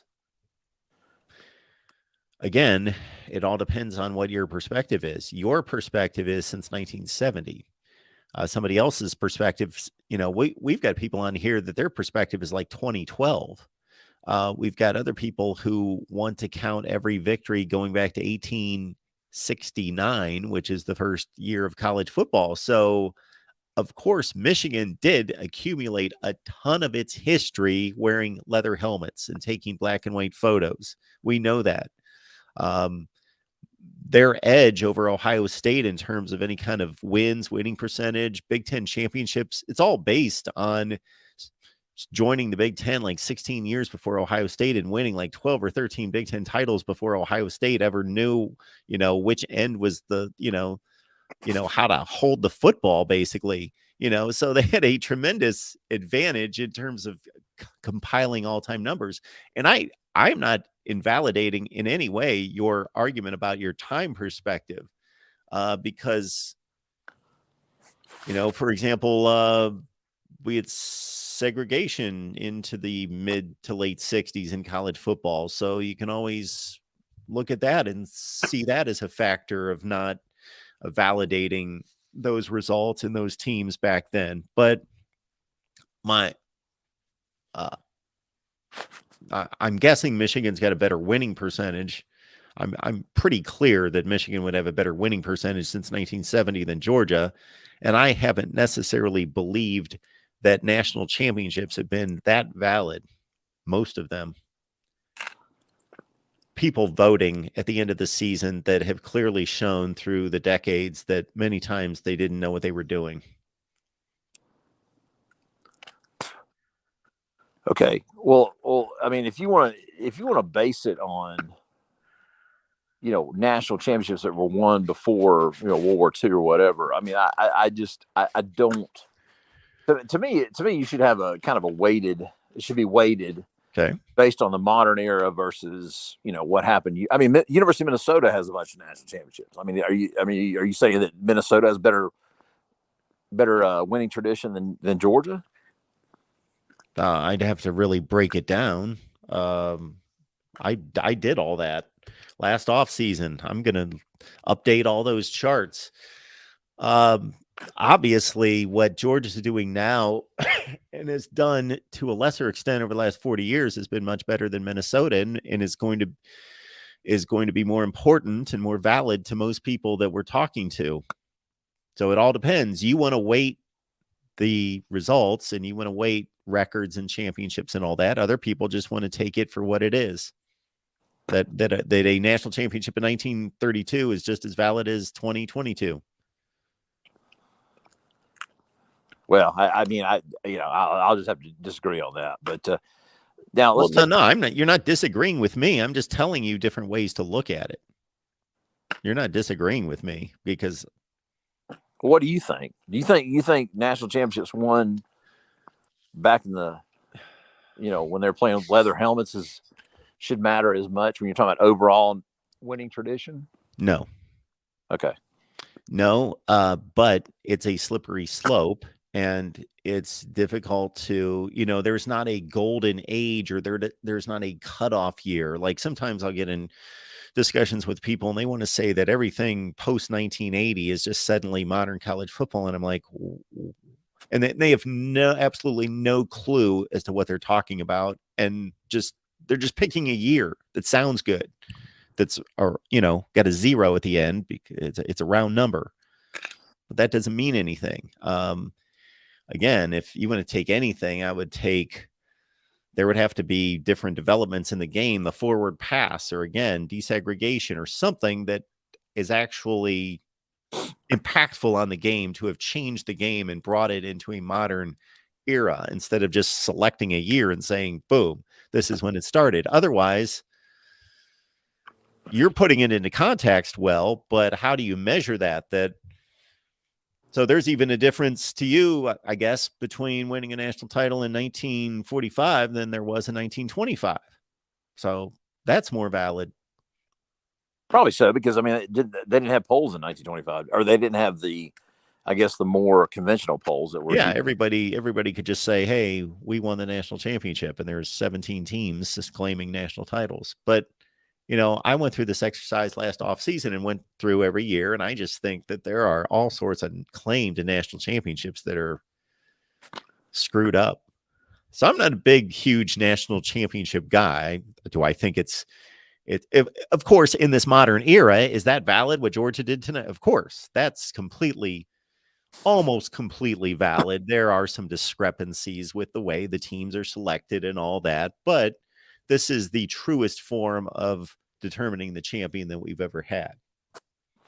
Okay, well, rather than me pick on the Big Ten teams, what do you now believe, after what we've seen with LSU in 19 and what Georgia just did the last 2 years, that LSU and Georgia have better winning traditions than Tennessee? Because I've heard you say recently that Tennessee is the second best winning tradition in the SEC, which is crazy to say. Why is it crazy? Don't they have the most SEC championships? Again, I'm talking historically. No, Georgia's got more. Do they have more now? I always thought Mhm. Tennessee. Okay, fine. Okay. So, and they, some of their claims of national championships are kind of lame. They claim the 1967 national championship. So, from some poll that doesn't even exist anymore. So, anyway, it's fun off-season stuff to talk about. I'm not trying to pick at you. I just like a good debate about this stuff. I'm just wanted to kind of see where you're coming from, because I put a lot of value. I put a lot of, I think a lot about what you. I mean, I put a lot of value in what you say. I mean, to me, you gained a lot of credibility with me when you said that Ohio State should share the national championship in 1942 with Georgia, and you're an Ohio State guy. So, well, absolutely, because I went back and reviewed the seasons of the two and the quality of the opponents and all of that factored in, and there's no way that I could justify that Ohio State solely earned that national championship. yeah, so you gained a lot of credibility with me. So by saying that, especially being an Ohio State guy. So anyway, I just it's a fun debate. I mean, we got a whole off season to talk about stuff like that. I look forward to your rankings again. Do you think with Georgia's fourth national championship that we're in the Oklahoma, Texas strata here? I think that's worth looking into, because I think sometimes, especially us older guys, tend to be locked into who we think are blue bloods and elites and that sort of thing. But then we got to start considering, okay, well, especially taking your viewpoint about today's results and more recent results being more valid, that, when Georgia puts together a run, and I know it's not that impactful, but the Mark Richt run was a top, if you ranked the programs during Mark Richt's run, Georgia was easily in the top 10 in the country. And then obviously it's been completely upgraded under Kirby Smart. And now we're going on about, almost a complete decade of Georgia being right there with Alabama. So sure. Yeah. All right. Well, it's been a great night. I'm not trying to gloat or anything. I just like a debate. you like should. I said, you to the winner goes the spoils, and that was we use the word dominant all the time. Shoot, if this game would have been like 28-10, there would have been people calling it a dominant win. I don't know what you call that. It's an annihilation, I guess, is the word that comes to mind for me. Yeah. Well, I'm very proud of my school. I know I don't take it for granted. And anyway, I look forward to continuing the discussion in the off season. And absolutely. And thanks for staying up this late and letting me voiced my opinion. Well, thank you, Porter. Congratulations on your Thanks, sir. Bulldogs going back to back. Thanks, sir. Have a Take good care. night. See you. All right. We will try Brian here. We'll see if Brian's on the line. Brian, how you doing tonight? How's it going? I'm good. How are you? Doing good, man. That was an interesting conversation you just had about Blue Bloods. Georgia actually does have less SEC conference championships than Tennessee. They have one Yeah. less. Okay, I think there's that's what I like 4 schools with more conference championships. But anyways, besides the point. Look, they're on the start of a crazy run. But before these last 2 championships, wasn't their last championship 1982? Yeah, 80. Yes. So I think there's a bunch of blue bloods. I mean, we're talking blue bloods. I think Alabama's in a class by themselves, obviously. Why? They have Why is that obvious? 16 national championships. They had, I mean, just in the last 20 some years alone, they have the most conference championships. They have 6 national championships in the last 20 years. I just think they have certain like the championship category. They're all by themselves. Okay. In terms of Michigan and I Ohio don't State, agree with that, but that's fine. okay, Go that's ahead. fine. In terms of Michigan and Ohio State, I mean, if you're going by who has the most conference championships, just period, I mean, they're 3 and 4 all time. So I don't know how you don't include Michigan and Ohio State as blue bloods, but that's just me. I don't know what you think about that. Why the previous caller didn't? Yeah, I don't understand why you want to include them. We didn't get into why. Yeah, USC and Alabama are the only blue bloods. I don't know where he was going with that. His only perspective is 1970. He said 1970 because that's when he was born. But Ohio State's got the best winning percentage in college football since 1970. So I don't know why they wouldn't be. See, we can get nitpicky with terms, but I would differentiate blue bloods from elite. Like Clemson has been an elite program for the last, close to 10 years, but they're not a blue blood. And I guess they never will be because to me, blue blood is it's a royal term of, your original kind of status. Yeah, they're a staple. Yes. Well, just basically it was almost gifted to you. Yeah. It was your bloodline. So for college football, I don't even know if the term really is accurate because if we were talking about the true blue bloods of the sport, it's Yale, Harvard, et cetera, Michigan, probably. Yes. And it wouldn't be Alabama and it wouldn't be Ohio State and it wouldn't be USC if we're talking about the history of the sport. But we kind of, not only that, I mean, Ohio State, they've won 2 national titles in the last. They've won the same amount of national titles that Georgia has in the last, 20 since 2000. But not only that, they've been in multiple national championship games as well. So they've won 2, and they've been in 4? 5. I think 5. Yeah. So I mean, I don't understand that statement. But anyways, besides that, the game, man, that was wow. That has to be the worst beatdown in national. Well, since they started playing BCS, I would imagine. Well, again, I have always said that the Alabama Notre Dame game was the most lopsided game I've ever seen in a championship game, and this one is right there with it. And if I still, gun to my head, was going to select which one was number 1, it would still be for me Alabama Notre Dame. And this no doubt.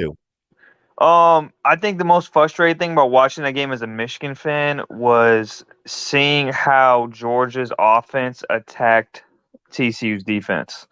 Because watching the first half of that Michigan game, the stubbornness just to want to run it, in the A and B gaps, but seeing how Georgia used the QB run, lots of misdirection, lots of stretch zone. Things that I wish we did in the first half that we did do in the second half. It was just frustrating to watch as a Michigan fan. Yeah, I can imagine. Definitely something. I don't know, man. Watching that game as a Michigan fan, you get sick to your stomach. I wonder if Ohio State fans are sick to their stomach because I mean they would have beat TCU in my mind as well.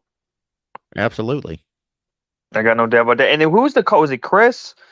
I think was that conversation had me lost, man. There's a couple conversations you had, man. I just get lost sometimes, man. Yeah, Like, I get lost too. I just don't understand. Look, the BCS was a great model. Don't get me wrong, but the playoff is not about which model is the best. It's about inclusion. So I mean, if we didn't have the playoff, we wouldn't have even gotten to see TCU in the national championship game. So, even though they got destroyed, they wouldn't have had that opportunity. Yeah, you need a playoff. It's just it's at the very heart of American sports. Like we want to see teams compete on the field for a championship. Yeah, no doubt. Did you see the 2023? They already came out. ESPN already came out with their too early 2023. Did you see that yet? No. They put Ohio State. Look, I'm a Michigan fan, but I don't know how you put Ohio State number. They put Georgia 1, Ohio State 2, Michigan 3. Yeah. Do you care? I don't care, but it's more of a respect thing for me. It's like, how does Michigan? They basically return everybody next year, right? They beat Ohio State 2 years in a row. They win the Big Ten 2 years in a row, and yet for whatever reason, the respect to put Michigan and above Ohio State after all that it baffles me. The year that Ryan Day's first year and Justin Fields was there and Ohio State went 13-0 and probably should have played in the national championship game, they were given like a 7% chance of winning the Big Ten that year by ESPN. So I understand why they did that. When you switch coaches, there's obviously you don't know how that new coach is going to perform. Yeah, but still, that's unbelievable. That is unbelievable. I do agree. That's ridiculous. Because if you base it off the talent, obviously that's ridiculous. That's obviously ridiculous. 7%. It was 7%. Yes.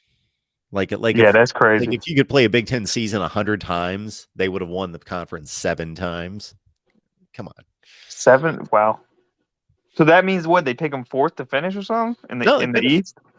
No, they were. Well, let's see. That was 2019. I'm trying to think who else would have factored in. They were behind Penn State. It was Michigan, Penn State, Ohio State. Oh, you know what? Penn State, I think is going to be really good next year. I do too.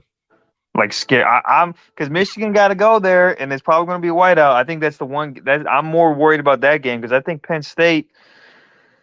That's scary, but you know what? I think Michigan has a good chance to do something next year, just because I can't think of any what major programs bring back a quarterback. I know Georgia doesn't, Ohio State doesn't, Alabama doesn't, Clemson doesn't. Well, I guess they bring back, but he's not proven. So Michigan's the only team that really brings back a quarterback. USC. Oregon. USC, that's true. I didn't even think about that. That is a good point. Yeah, man, I don't really got much. It's hard to dive into a national championship game when it was that lopsided, man. What are you gonna say? We came directly from 2 playoff games where everybody wanted to talk about every single coaching decision and time management, game management, every second counted, the whole thing. And then we get to this, and why even talk about any of the game? Like none of the plays, it was just over. Like you could have said, let's change 20 plays in the game, TCU's favor, and they still would have gotten walloped by 40 points. So it's just. So what was the most surprising thing about that game? If you had to pick one, I guess. The surprising thing would be that TCU, with all of its speed and space, couldn't create anything. Just like its offensive line protected Duggan fairly well against Michigan, and Ohio State's offensive line was very effective in pass pro against Georgia. That I know TCU's not at that level, but that they would have protected Duggan a little bit better. And then that with Georgia's susceptible pass defense, that TCU would have made some plays in the passing game. Oh, and the last point I'll make, and this I get this is going to be more of a kind of a nuance, I guess, look at it. But when we talk about, I think it all comes down to matchups, right? So Ohio State and Georgia. Ohio State was the perfect matchup to beat Georgia because of what they do offensively. And TCU was just a terrible matchup for Georgia, no matter how you look at it. That's why I think if Michigan had beat TCU, I don't know if Michigan, I would still pick Georgia, but matchup-wise, it would have been a much better game, in my opinion, than the TCU matchup was. I think matchups are – we can talk about talent all we want, but matchups, I think, are also Sure. something that doesn't get talked about enough when we talk about these games. Absolutely. So that's just me, but yeah. All right, man. All right, Brian. Good to see you, man. Have a good night. All right, folks. I think we got one other caller here. If we've got no. We got Nick. Nick, you with us? Hello, Nick. Yeah, you there? Yeah, what's going on? Not too much. Feeling kind of under the weather. Yeah, well, I can feel for you there. No, I asked you. Oh, am I? Yeah, absolutely, I am. Yeah, okay. Well, yeah, I tested positive a couple days ago, or about 5 or 6 days ago. So, yeah, I've been tested positive for what? COVID. Oh, man. That's not good. Yeah. Well, hopefully you get feeling better. I appreciate it. I'm going to go collapse in a bed as soon as we get done with this. Well, you know what? I had a couple questions. Sure. I can definitely call in another time, so I will let you call it early tonight, and especially for the chat, like, subscribe. Especially, by the way, I wanted to give you props for the new show you have with Steve Dace. Love the show. Yeah, everyone in the chat, like, subscribe, and have a good night. Appreciate it. Well, Nick, you've been waiting a long time. You didn't want to ask me one thing?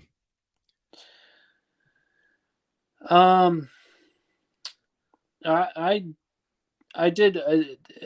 If I get going and asking you, it's going to turn into probably a tiresome conversation. So I'm going to let you hit the sack. And again, everybody, like, subscribe. It's an awesome community, and props for staying up this late. So I appreciate that, Nick. Thank you so much for being here.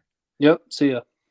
So now we dive into the off season, and here's just a few things that I'm going to be looking at here. I don't know if we're going to release these because it's difficult for me to post one video per day on this channel. That's going to be my goal in the off season, to do one national topic each day on the main channel. Unfortunately, I got all these team channels that get in the way, and all those live streams or all those team channels that get in the way of doing the necessary research. But yeah, our top 25 is coming out. Yeah, I was gonna produce that as soon as I get done with this stream, but no, I think that's gonna happen at whatever point I wake up tomorrow, which this last day was like 3:15 in the afternoon. So top 25, that actually makes sense. The final edition for 2022 at some point. We're going to attack conference rankings in two different ways, folks.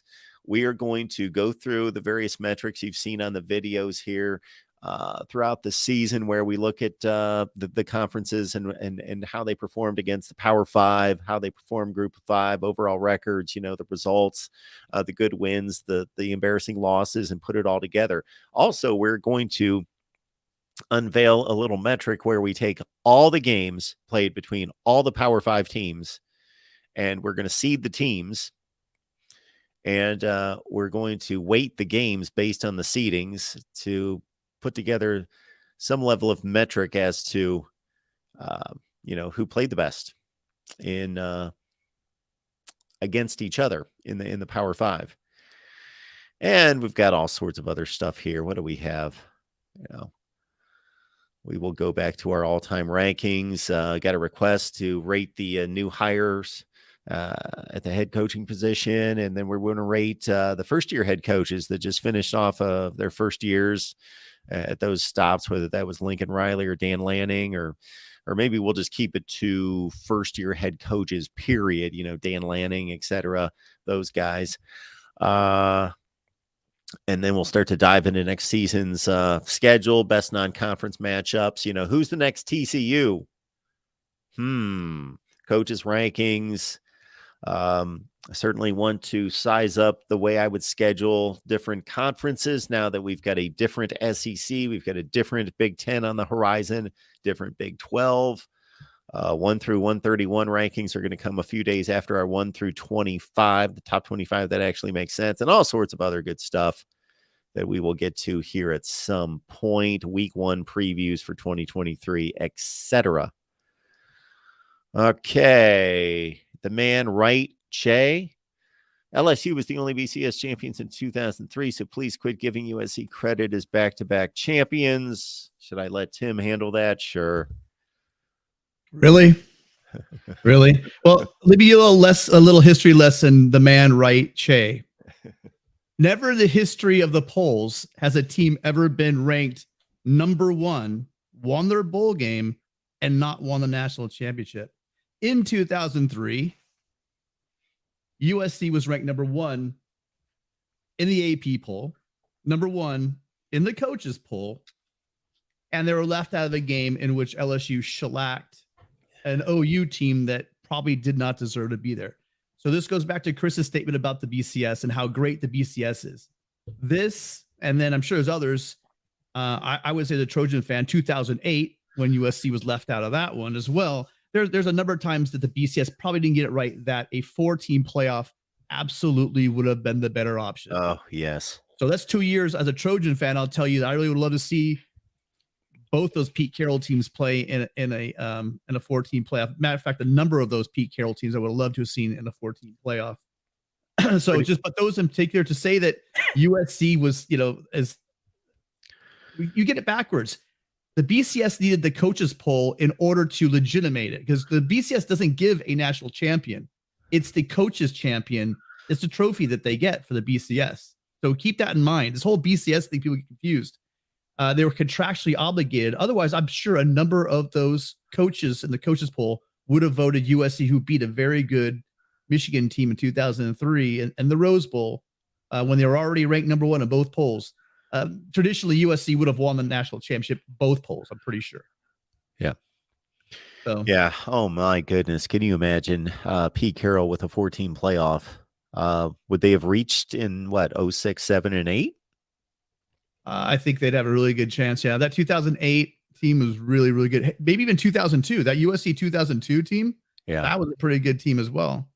They won the Orange Bowl. A number of those teams would have had a good shot at winning the championship that year. Absolutely. I mean, the best thing would have been if we would have had an Urban Meyer versus Pete Carroll in 2008. That would have been an epic game. That would have been just an amazing game. And it didn't happen. Yeah. So, yeah, I would have liked to have seen USC and LSU play in 03. And even though I don't think Auburn would have been up to the challenge in 04, I do believe that they would have been much more up to the challenge than Oklahoma. And I would have liked to have seen those two get together in 04. Yeah. And then really quickly, I think you missed the super chat from David, just really quickly, just talking about your patience and sometimes how you take these calls. So yeah, well, I think I'm just comatose tonight is what it is. It's usually patience, I guess. Well, then I'll save my argument to back up Porter and the national championships. And what I really like to see, maybe you take a little more consideration when you do your next rankings. I mean, I like your rankings, but I think overall wins and win percentages are great, but teams don't play the same teams. So some could get watered down. Some Sure. are, the way it is. Some teams like USC don't play any FCS schools ever. I've never played a single one. But what I would like to look at is maybe give some consideration to the major bowl records or even bowl records in general. Now, I know why you won't, because I know your guys' bowl record's not the greatest. Whoa. You know me better than that. What are you talking about? I don't weight this thing in any such way. Wait a minute here. I'm just giving a pull on your leg here a little bit, but I mean, why would you? Here's my point. In major bowl games, like the New York 6 ones, or just the ones that everyone, the BCS bowls, right? Those level of games, those are pitting, year in, year out, the best person in the major conferences up against each other. And, OSU, Notre Dame, Michigan, you guys all have guys have less than 500 records in bowl games. Okay. Also, Whereas like Alabama and USC both have like 618 and 620 okay. percentages. Yeah, but once you get into bowl games and comparing bowl games, there are teams that never reach major bowl games and they have nice bowl records. Well, we're not, when we talk about the blue bloods, or you're talking about your top 5, you're not going to bring up Boise State or what, these teams that have the outliers that are like that have really good bowl records, but they're lower, lesser bowls. I'm talking about teams, like USC, like Michigan, like Ohio State. This is displayed not intended for anyone to be able to read this because I can't blow it up. It's just there just to show, okay, and this needs to be updated with this season. But if this isn't exhaustive, I don't know where you want to go for all-time rankings, people. Win percentage, AP rank, meaning if you put points to all the AP final rankings of all time, major bowl wins, total bowl wins, conference championships, national championships, NFL draft selections, first round NFL draft selections, All-Americans, Heisman Trophy winners, major award winners. What else could you want? Well, it's the weighting though, how you weight each one, and I think that your logic on it is really good. I like it. I'm not going to argue your ranking system. I'm just saying, to me, the most objective to me is when these big boys played each other, like in these big bowl games. When maybe even looking at SC, I don't want to see SC and Notre Dame head to head because I'm sorry, SC and Notre Dame and SC and Alabama, because they both hold the overall. I think Alabama's 6-2, and Notre Dame's up by at least 10 on USC. But I'm talking about the big bowls though, and I think bowl records should matter quite a bit. I don't know. I mean, because this is when, even in the old days, yeah, sure, it got watered down, the ESPN years where it had you have the Jimmy Kimmel Bowl and all those garbage bowls that people are opting out. But for the better part of the time we're talking about, I think you're talking about just before World War II up until the bowl era, the poll era. In that time, there were a lot of really major bowls, and there were a lot of major bowl wins. And Ohio State fan out there, I get it. I know that they couldn't go because there was no repeat. Guess what? That was the same thing for the Pac-12 as well. It wasn't just only the Big Ten.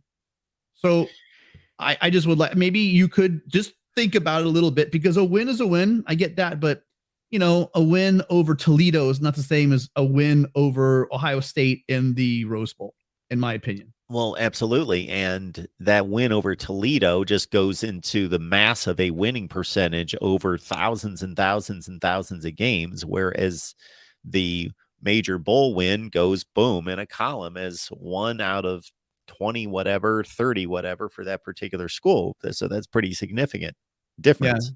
But I mean, for every one Toledo out of thousands, there's hundreds of other schools that are, the lesser programs and stuff. Yeah. And again, there's also teams that started, so you start the winning percentage from a certain date. Is that correct? From like 36 or something? Yeah. See, here's the difficulty too. You start looking at, so college football started in 1869. Well, my goodness, you look at those seasons and, there's like 3 teams playing each other, and the points weren't even the same, and there was no forward pass. Yeah. And so like I went year by year. I started in 1869, and I was just curious, at what point am I going to start to think that these are somewhat legitimate? And, I just figured, what, the poll started in 36, and, there's no definite all of a sudden, okay, there's this 10-game schedule and everybody's playing really good teams. That never happened. It's so all over the place that, yeah, I think I went with 36 because of the poll era. I'm showing my bias. I'm sure Michigan and Ohio State and Notre Dame want to say, we want, and Alabama, we want overall winning percentage and things like that. But I think USC's Rose Bowl record, and these are not watered down games, and there weren't opt-outs in these games. USC was dominant in Rose Bowls throughout history. And that has to mean something. That means the best team in the Pac-12 beating the champion of the Big Ten on not just 5, 6, 10 times. I mean, 20 some odd times. That's gotta mean something somewhere.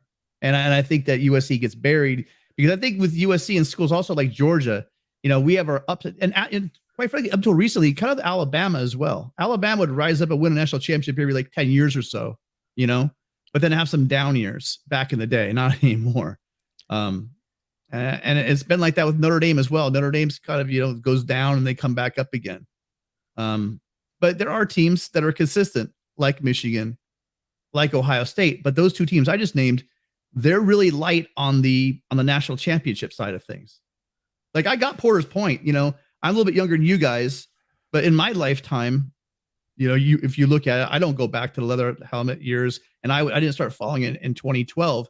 I go back a long time, and there is a case to be made for teams not really finishing the job and getting national champions. Ohio State, there has to be something Ohio to that State's as well. light on national championships. It's got 9. Pardon?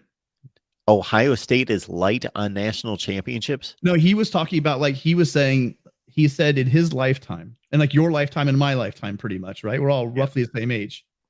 He's saying that there's only 2 for Ohio State and 1 for Michigan. And I love my Wolverine fans out there, but my mom is 75 years old. She's seen 1 Michigan national championship in her life. That's got to mean something, I think. Yeah, I really do. If we're talking about the sport and where you belong in the sport, winning national championships, and I know I've also left and right. redistributed national championships because I don't think they're fair. I've also redistributed national championships because I don't think they're fair. The tally of national there's all sorts of discrepancies all over the place. Well, they can go up or down here and there, but I think for the most part, the numbers I think you did find that the numbers you had were pretty much what they had. It was just different years. Yeah. Right. So in the end, I think it was really cool. I liked that. That's what I liked about when you did that deep dive. It was you're taking some away, but you were giving some as well. So in the end, these schools with 16, 11, 9 national championships, they kind of came out to that same point. And do you know what number USC is supposed to have? USC has claimed 11 national titles. I've got them with 9. They're recognized with 11. Here. Can you decipher what Kyle's what Kyle's looking for here? Mark Rogers, do you personally think that a committee voting on who they want to watch, okay, I get that part of it, is better than a CPU running algorithms and using metrics? Oh, okay. Yeah, he's talking about the old BCS computers. Yeah. No, I don't. I don't like committees. I think it's too easy. We take committee, it shrinks it down from hundreds of voters. And not that hundreds of voters are a good idea, but again, I think the more input you get might possibly be better. I think a committee is like anything. The smaller the number, the more you can. Like if any corporation wants to control something, they make a committee, and they make it seem like it's a democratic process.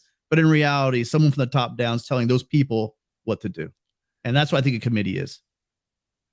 The AP got mad and took their ball and went home after who they wanted to be the 03 champions didn't even play in the BCS championship game. You're being called a fool, or maybe I'm being called a fool, Mark. Tara P. Okay, this guy is a fool. Ohio State has 8 national championships. Okay, again, whether you like this or not, whoever you are, I don't know the name. Yes, there are AP national championships. There are coaches poll national championships. There are claim national championships. There's a zillion different crazy services that you've never even heard of if you start looking into this, where there are teams out there in schools that claim national championships because some knucklehead who was around in the 1930s just deemed, oh, even though you lost 2 games, Alabama claims a national championship in a year they lost 2 games. So, yes. But I went through each season and determined, okay, what is fair based on records and results. And I came up with my own. And as Tim just alluded to, it gave and took away and landed fairly close to what the AP total is for all these schools. But I guess Ohio State's got one more based on how I went through all of them than they do according to our friend here.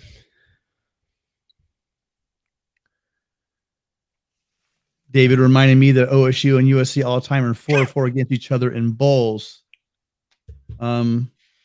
Yeah, it sure doesn't seem like it. I don't know. Well, I mean, maybe possibly, but Wait a minute. USC's probably 4-1 over my lifetime. Hang Put it on that just way. a second. So in the 70s, they played 3 years in a row, 72, 3 and 4, and USC won 2 of the 3. So there's 2 and 1. I guess 2017 Cotton Bowl. If we're going to take my lifetime, we can go back to OJ and Ohio State won the national title. So there's 2-2 in the 70s. And then 79-80, USC won 17-16 with Charles White. So that's 3-2. And then they won the Rose Bowl in 85. That's 4-2. But then you have 17 Cotton Bowl. So yeah, I don't know where his other one is. The other one must have been like back in the 40s or 50s or something. Yeah, I'm. That's a good point. To my point, right? Yeah, I guess you have to look at head-to-head as well in those bowl games. However, to give you some fodder here, Tim, of course, USC won a home and won a home series in 89-90 and in 08 and 09. 09. I went to both. I went to the shoe and I was at the Coliseum. And I tell you what, Ohio State probably does not want to come to the Coliseum anytime soon, because the two games you're referencing, the home and homes, they weren't very good situations. Yeah, they were ugly. But they did find their starting quarterback that year, though. They were starting the wrong guy against USC, and at least that switched them to Terrell Pryor. Yeah, I think you and I have talked about this before. I think, in my opinion, this is my opinion, David and Mark. This is an Ohio State nation. I think that Ohio State has been a steady, just solid, very exceptional to elite team throughout history, but rarely have they been like a dynasty. They've never reached like a like the Trojans in the 70s or the Alabama over the last X amount of time, or USC or Pete Carroll. I think USC's been up and down like this, but when we're up, man, are we up? And when we're down with Hackett and Helton, I don't think we should ever have a coach with the last name starts with an H ever again. Yeah. Hackett and Helton down here. Then you have, McKay, Robinson, and Carroll up here, and we just do this. But when we're up here, I don't think anyone wants to play us. That's my opinion. Yeah. And again, Ohio State's got because of everything you just mentioned, whatever framework anyone wants to grab, whatever time period, Ohio State's going to have the best winning percentage in college football, whether that's the last 20 years, last 50 years, last 70 years, whatever your time frame is, they're going to be number one. Is Alabama pretty close on? I don't really know. Oh, yeah. On both of those? Close. Yes. And where have Michigan and Notre Dame slipped to? Because they used to be 1 and 2 back and forth for a while. I got it right here. Ohio State's going into this season was at 732, and Michigan was at 729. Bama was at 731. Who did you ask about? Oh, Notre Dame, Michigan, Ohio State, and Alabama. Notre Dame 730. Yeah, they're all got to be pretty close. But Notre Dame had some rough years though. That probably hurt them a lot. Here's also to put something in perspective that is related to something you brought up recently.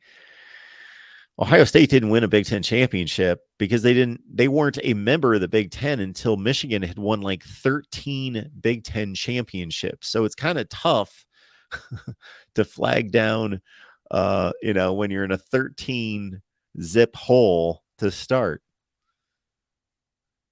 Well, yeah. Well, that was like USC basketball and UCLA basketball. We saw how that turned out. That's all I'm going to say. USC dominated that series early. The only reason why we're even within like 500 miles on record with UCLA, which is not close. The only reason why we're really, we're within like, still sight distance, is that USC dominated the first couple of years, and then Wooden, after about 10 years, kicked it in gear, and that was the end of that. Thank you, David. I remember that. Not that I was there to watch it, but yes, I think that score was 20-7. in the Rose Bowl that year. So, okay. Okay, Mark. All right, I hope very you feel good. better. I've had 2 bouts. I've done 2 tours of COVID. So Really? Oh my it's- word. but I'll tell you this: the next one will be easier. The first one was kind of kicked my ass for 2 days, and then you just feel like crap for about a it's been day, and kicking then me since Wednesday.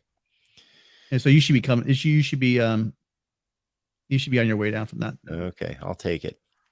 All right, man. Appreciate you being here. Okay, folks, we will say goodnight, and our top 25 is coming out sometime tomorrow. And appreciate you being here. And Georgia is the national champion. No big surprise there, no big shock, but 65-7. Thank you, everyone, and we will catch you soon.